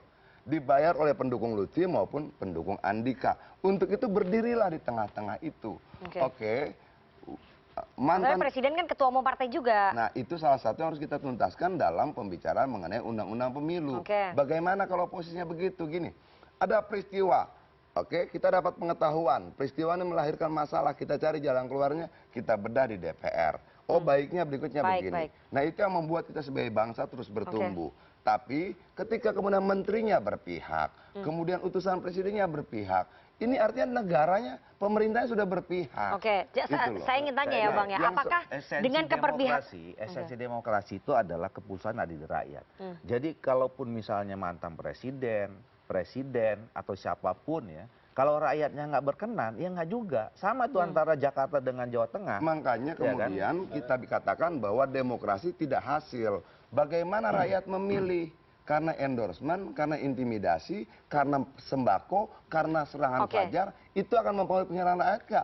Mempengaruhi pilihan rakyat. Ada surveinya, ada. Jangan bicara demokrasi di ending. Demokrasi ini perjalanan. Oke, Bang Adian, faktor-faktor yang Anda sebutkan tadi ya, endorsement, intimidasi, bansos, segala macam, itu yang membuat PDI Perjuangan kesulitan ya untuk mempertahankan suara di kandang banteng, sehingga setelah 26 tahun pecah rekor ini kebobolan di kandang banteng. Yang paling sulit dalam berpolitik adalah tegak runtuh dalam prinsip.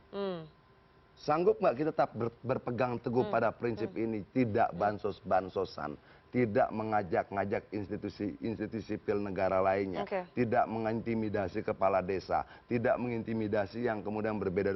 Sanggup nggak kita berjalan seperti ini? Kenyataannya gimana di Jawa Tengah? Sebentar, lebih baik bertemulah rakyat, jelaskan programmu. Itu yang dilakukan oleh Andika di Jawa Tengah, itu yang dilakukan oleh Mas Pram di Jakarta. Bukan ketemu-ketemu dengan pejabat-pejabat negara sampai bawa agama dan sebagainya. Tidak, ketemu rakyat, jelaskan. Kalau saya menang, Kampung Bayam begini, saya menang Tanah Merah begini, saya menang Jack Linko begini, saya menang begini-begini. Itu yang pengen rakyat dengar. Tapi kemudian itu juga bekerja proses membangun kesadaran rakyat berkeliling di rakyat juga. Itu proses membangun kesadaran rakyat itu tiba-tiba dimentahkan dengan jumlah kilogram beras, jumlah amplop, intimidasi dan sebagainya. Itu yang membuat PDI Perjuangan tidak berdaya. Ini yang sedang kita lawan. Tindakan-tindakan anti demokrasi ini yang sedang kita hadapi. Dan kalau kita mau membangun demokrasi yang sehat, kita harus katakan bahwa kita mendukung program-program kerakyatan, bukan mendukung bagi-bagi uang pada rakyat, bagi-bagi bansos pada rakyat untuk kepentingan politik. Tidak itu. Gitu. Baik, saya mau ke Gini jadi jangan diklaim calon yang lain di luar PDIP itu nggak juga berdialog dengan rakyat, gitu loh maksudnya. Ya. Jadi kita juga semua punya kader-kader calon-calon yang tiap hari dalam pilkada itu tidak hanya mengandalkan endorsement, tidak mengandalkan cuma turun juga gitu loh. Ini yang harus di-clearkan. Gitu. Baik, silakan. Turun plus endorse. Oke, saya mau ke Mas Aditya dulu deh. Saya kasih kesempatan ya, Mas Aditya. Anda melihat di Jawa Tengah khususnya, apakah memang karena endorsementnya Pak Jokowi tadi yang cukup kuat itu yang mendongkrak suaranya Ahmad Lutfi dan Tas Yassin di sana, dan PDIP seolah tidak berdaya mempertahankan kandang bantengnya? Satu, saya mau diskusikan soal endorsement ya. Saya pernah punya data terkait dengan endorsement ini di Pilpres ya. Betul bahwa pengaruh Pak Jokowi itu berubah swing dari dulu pertama di awal dukung Ganjar, kemudian ke Pak Prabowo, itu ada perubahan yang signifikan. Memang itu pengaruh itu terlihat. Nah yang kedua adalah yang tadi dikatakan oleh Bang Adrian, memang yang dimaksud dengan aparat, netralitas dan segala macamnya itu terbaca di survei untuk mengatakan bahwa misalkan responden ketika ditanya, ini Anda dapat bansos dari mana? Itu langsung clear dikatakan bahwa ini dari pusat. Jadi artinya ini untuk menunjukkan bahwa ada keterkaitan bahwa apa yang sedang dilakukan oleh incumbent siapapun itu kemudian berpengaruh terhadap pilihan masyarakat. Nah, cuma menariknya betul memang belum ada data yang mengatakan untuk di pilkada itu endorsement tokoh-tokoh ini gimana gitu ya. Karena itu Pilpres kan? Ya, itu Pilpres. Makanya kemudian saya menduga bahwa ada kemungkinan pola yang akan berbeda gitu ya. Pola yang berbeda itu sebagai contoh misalkan tadi di Jakarta dan juga nanti di Jawa Tengah. Di Jawa Tengah, saya kebetulan di awal November itu juga ada di Jawa Tengah untuk melakukan itu dari hasil survei itu memang masih tipis seperti yang lembaga-lembaga survei yang katakan lainnya. Tipis antara Andika dengan Andika Lutfi. sama Lutfi. Nah, cuma faktor endorsement Pak Jokowi? Nah, baru kemudian 2 minggu setelahnya, saya kan awal November, 2 minggu sesudahnya ada Populi dan segala macam itu range cuma jauh. Dan disitulah kemudian Pak Jokowi masuk. Jadi artinya ini endorsementnya Pak Jokowi baru dugaan untuk mengatakan bahwa ternyata ketika Pak Jokowi itu turun gunung kampanye segala macam, itu mungkin ada pengaruh yang pada sisi-sisi yang lain yang tadi berbarengan dengan yang dikhawatirkan ketika Bang surveinya Adrian, ketat itu. ya, ketika misalkan bukan hanya Pak Jokowi yang maju, tetapi ada lain-lain yang ada juga infrastruktur kemudian di belakangnya yang kemudian Nah, membantu. itu yang Anda mau bilang saya begitu. Tidak Jokowi tok, tapi juga kira-kira. Nah, ini yang menurut saya sebuah catatan kita bersama ya, Bang Doli, Bang Adrian nanti di DPR untuk mengatakan ini kita mau apa ke depan. Iya. Di apa namanya, bicara jangan- pilkada itu bukan hanya soal figur, Bang. Betul. Tapi kemudian nanti kita punya tanggung jawab untuk mengedepankan ini programnya mau dibawa ke apa. Betul, makanya kemudian dari setiap persoalan seperti ini kita tidak perlu saling berbantah. Enggak, iya. Oke, ada problem ini. Yuk kita perbaiki. Yuk kita cari lagi kalimat-kalimat yang lebih fair dalam undang-undang untuk menuju Indonesia yang lebih baik dan demokratis. Itu bukan saling berbantahan. Memang itu terjadi kok. Kalau gitu. Banyak yang bisa dirubah nih kalau pemilu, pilkada. Berdua ini. Bukan Bang Doli. Saya mau ke Mas Soto ya. Bukan persoalan demen-demenan nih. Ya. Ini durasi udah mau habis nih. Bicaranya hari ini kan bicaranya nggak itu. Di sini ada dua bahasan, ya. Satu, ketika kita mencoba menilai tokoh-tokoh besar yang kita anggap disayangkan ketika mereka melepaskan jiwa kenegarawanannya, malah kemudian cawe-cawe. Kira-kira yang pertama itu. Dan kita bisa berdebat tentang itu. Tentang Pak Jokowi, tentang Pak Prabowo. Yang kedua, kita sepakat. Apa yang selama ini mungkin dianggap terlalu normatif, bicara teoritis. Mungkin saya, Mas Aditya, hal-hal yang selama ini kita anggap bermasalah sekali secara sistem dan tidak diatur dengan serius dalam aturan undang-undang, pemahaman teman-teman partai politik, berbuah pada hal-hal perdebatan seperti ini. Termasuk ada efek jerak. Betul. Contoh, Nana, kenapa kita selalu ributin sih? Berkacalah pada negara maju dengan sistem presidensial yang sama-sama menganut sistem presidensial. Yang namanya presiden itu tidak ketua umum partai lagi. Sehingga tidak terjadi hal-hal seperti ini. Presiden lagi ngurusin hal-hal yang seharusnya terkait dengan kepentingan masyarakat. Tapi Pak Jokowi bukan ketua umum partai loh. Saya lagi berbicara Pak Prabowo. Yang kemudian dikeluarkan suratnya. Orang bingung. Lalu alasannya karena ini kan juga ketua umum partai. Artinya ada problem secara sistem di situ yang kita biarkan. Dan kemudian menjadi dalih gitu misalnya. Menteri dalam sistem presidensial, dia itu pembantu presiden yang adalah kepala negara juga. Nggak bisa menjadi pengurus partai. Dulu Jokowi pernah mengeluarkan ide itu, tapi kemudian dia bantah dan dia batalkan sendiri. Sehingga kemudian keluarlah seorang menteri yang lebih banyak ngurusin hal-hal terkait dengan kampanye pilkada seperti kemarin. Tapi saya ingin tanya ya, apa kalau dari analisisnya? Kalau kemudian gini, menteri itu pembantu presiden. Kalau presidennya Ridwan Kamil, sebagai pembantu harus ikut. Iya. Oh gitu itu maksudnya. ketatanegaraan gitu loh. Oke, tapi menurut analisnya Mas Toto ya, apa yang membuat PDI Perjuangan seperti kesulitan mempertahankan kekuasaannya di kandang banteng di Jawa Tengah ini sampai akhirnya setelah 26 tahun tergantikan? Kalau Pak Andika menang itu malah mengejutkan. Kenapa? Jadi jangan terbalik pertanyaannya. Gandang banteng iya. PDI Perjuangan partai tertinggi iya. Lawannya tapi kalau ditambah lebih tinggi dari PDI Perjuangan. PDI Perjuangan tidak sampai 30%. Jadi kalau yang menang Pak Andika itu malah mengejutkan. Itu faktor satu. Mesin politik jumlahnya lebih besar berasal dari kubunya Ahmad Lutfi dengan Gus Yassin. Yang kedua, kampanyenya Pak Ahmad Lutfi itu saya tahun lalu ke Jawa Tengah sudah balihonya banyak sekali. Pak Andika itu baru sekali. Mengagetkan kalau Pak Andika malah kemudian menang. Artinya yang ketiga sudah lebih kuat Lutfi dari awal. Betul. Jadi dari kalaupun kemudian tanpa Prabowo, tanpa Jokowi, harusnya juga tetap menang. Atau dia tidak yakin sehingga harus ketemu Prabowo dan Jokowi.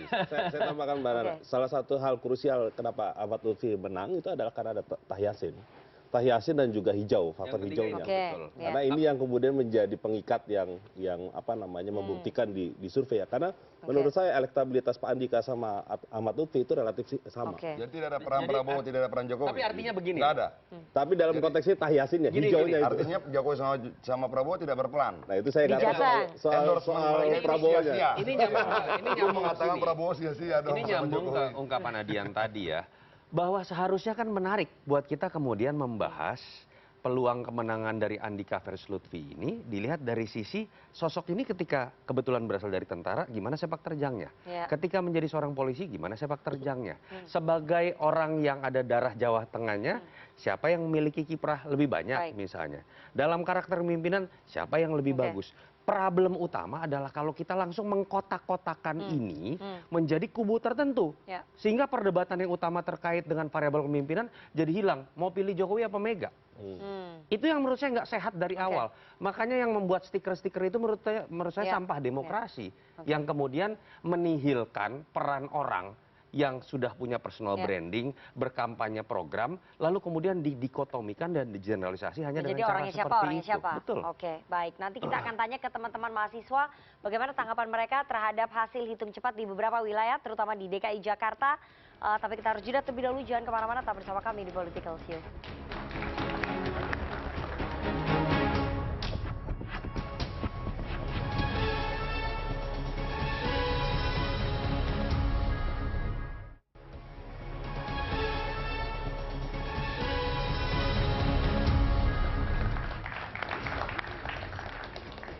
Terima kasih Anda masih bersama kami di Political Show dan kita akan langsung bergabung dengan teman-teman dari BEM Universitas Budi Luhur. Silahkan perwakilannya.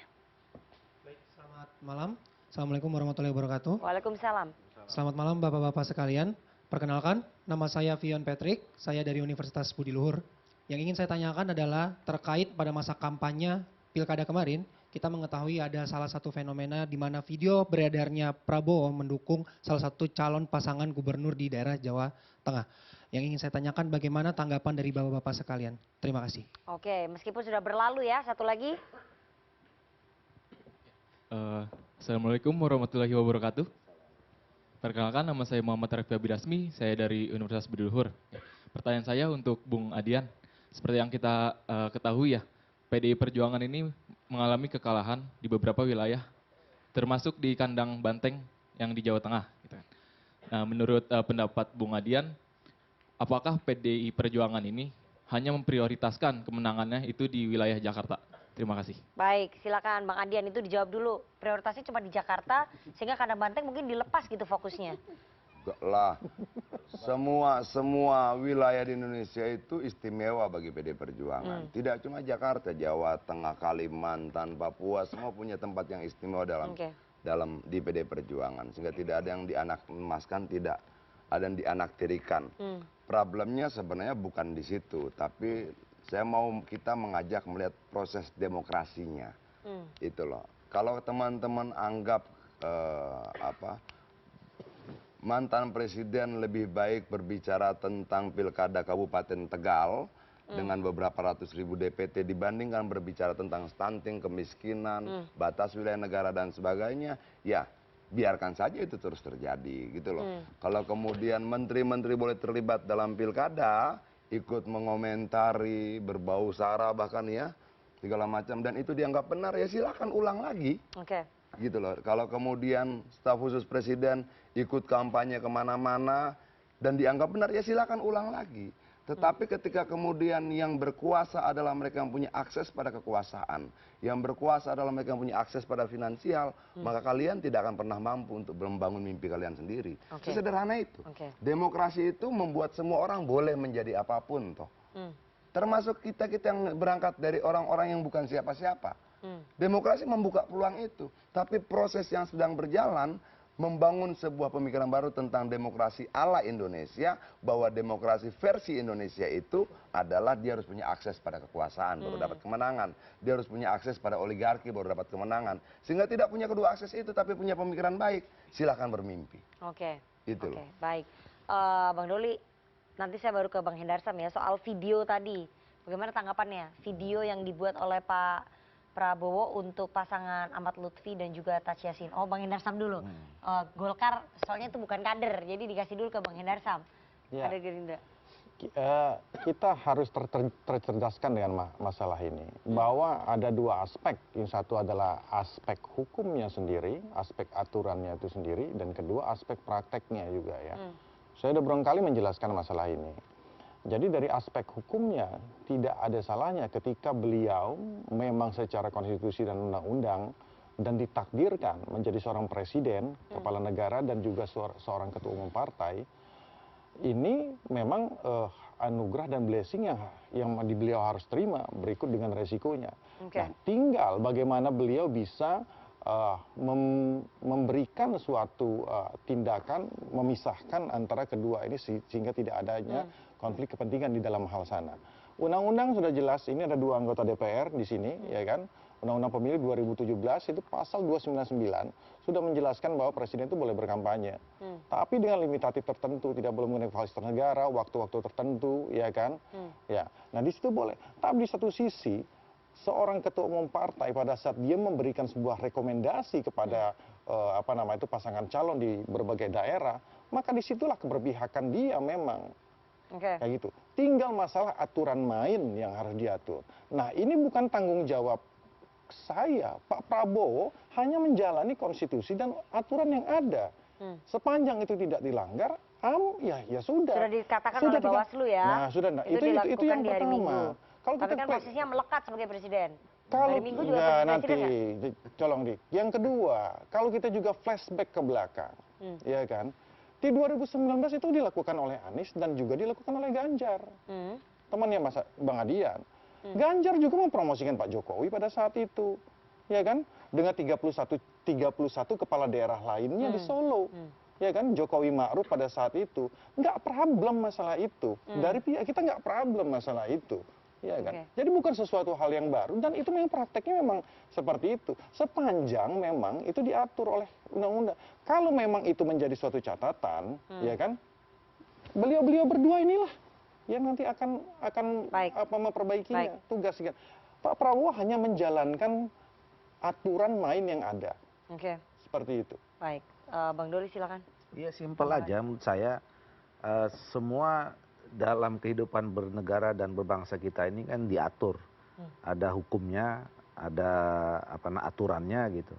Nah, selama seseorang atau siapa saja, mau dia rakyat biasa atau presiden, melakukan langkah apa saja termasuk langkah politik, tidak melanggar undang-undang, tidak melanggar konstitusi, ya menurut saya nggak ada masalah. Nah, kalau kita memang menganggap itu masalah, ya nanti tadi yang dibilang Adian tadi, kita rubah nanti aturannya kalau memang itu juga kalau kita sepakat kan kira-kira gitu. Baik, Mas Aditya terakhir, nanti setelah ini saya ke Mas Toto ya. Kalau Anda lihat secara keseluruhan ya pelaksanaan Pilkada serentak 2024, di mana sepertinya dominasi PDI Perjuangan mulai berguguran begitu ya, melawan koalisi Indonesia Maju Plus.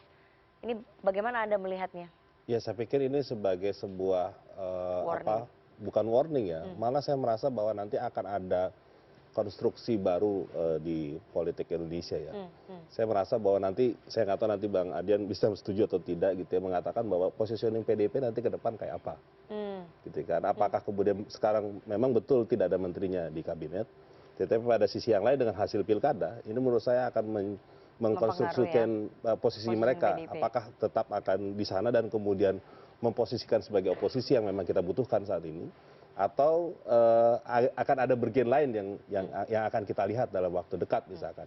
Karena orang akan menduga honeymoon-nya kabinet Pak Prabowo akan terjadi dalam waktu 3 bulan, 6 bulan dan sebagainya. Jadi ini menurut saya saya nggak tahu mengkristalisasikan atau mengkonsolidasikan posisi PDIP ya. Karena posisinya akan sulit ya ketika tidak punya akses terhadap kekuasaan. Kalau kemudian bilang PDI Perjuangan begitu seperti yang lu bilang tadi, tapi cuma menggunakan potret Jawa Tengah dan Jawa Tengah, nggak betul juga. Di Bali kita bertahan, Kalimantan Barat kita menang, di NTT, Sulut, di Riau kita basis-basis hilang. Nggak, di Riau juga kita menang. Utara. Di beberapa tempat yang lain juga kita menang. Dalam data kita terakhir ini ada sekitar 13 sampai 14 gubernur yang kita usung maupun dukung yang juga menang. Itu loh. Itu masih bisa bertambah. Ada sekitar 252 kabupaten kota yang sedang dalam proses penghitungan yang kita potensial menang. Jangan dong kita sempitkan Indonesia hanya Jakarta, Jawa Tengah, dan Sumut. Indonesia jauh lebih besar daripada itu, lebih istimewa dari itu yang kita harus lihat secara utuh. Jangan kemudian di Jawa Tengah begini, berarti Indonesia begini. Tidak juga. Bahwa di tempat lain kita ada yang kalah, kita ada yang menang di tempat lain. Di Bali kita merebut satu kabupaten dari Demokrat, satu kabupaten dari Gerindra. Dalam data sampai 4 jam terakhir seperti itu. Di tempat lain juga seperti itu. Mereka kehilangan kursi, kita bertambah kursi dan sebagainya. Tapi di luar daripada itu, yang harus kita bahas nanti, karena lu Komisi 2 Dol ya, itu adalah apakah benar pasal 39 sekian, 29 sekian itu, kalau kita baca di pasal 300 sekiannya itu menjelaskan bahwa presiden yang boleh berkampanye itu ketika presiden itu mencalonkan diri. Kalau dia tidak mencalonkan diri, logika hukumnya adalah tidak boleh berkampanye untuk apapun. Itu nanti mungkin dibahas nih gitu loh. di Komisi 2 itu nanti harus diperjelas agar tidak ada multitafsir. Kenapa? Karena presiden itu dibayari oleh seluruh rakyat Indonesia tanpa terlepas dari pilihan politik si rakyat itu. Baik. Terakhir Mas Toto, melihat konstelasi di Pilkada serentak 2024, bagaimana pertarungan antara PD Perjuangan dengan Kim Plus? Ya letakkanlah pilkada sebagaimana mestinya. Masih banyak problem di situ. Ketika kita tahu proses pencalonan, semua partai juga masih bersifat top down. Apakah ada yang kemudian membuka mekanisme bottom up seperti yang negara-negara maju sudah lakukan? Tidak. Terserah Ibu Ketua Umum atau Bapak Ketua Umum. Sehingga dengan logika yang sama, itulah yang juga terjadi pada ketika mereka sudah menjadi calon, dikotak-kotakan. Ini orangnya Prabowo, ini orangnya Megawati, ini orangnya Jokowi, dan lain-lain. Kalau itu yang terjadi ya artinya kita menempatkan Indonesia, bahkan semua daerah yang ada dan pesta demokrasinya, ini seakan-akan memang hanya milik orang-orang tertentu. Dan itu yang menurut saya harus dibongkar dari awal, dan itu harus dimulai juga dengan kesadaran partai-partai, dan harus dipaksa oleh aturan-aturan yang memang sesuai dengan kaidah demokrasi. Itu aja. Baik, kita akan jeda terlebih dahulu, jangan kemana-mana, tetap bersama kami di Political Show.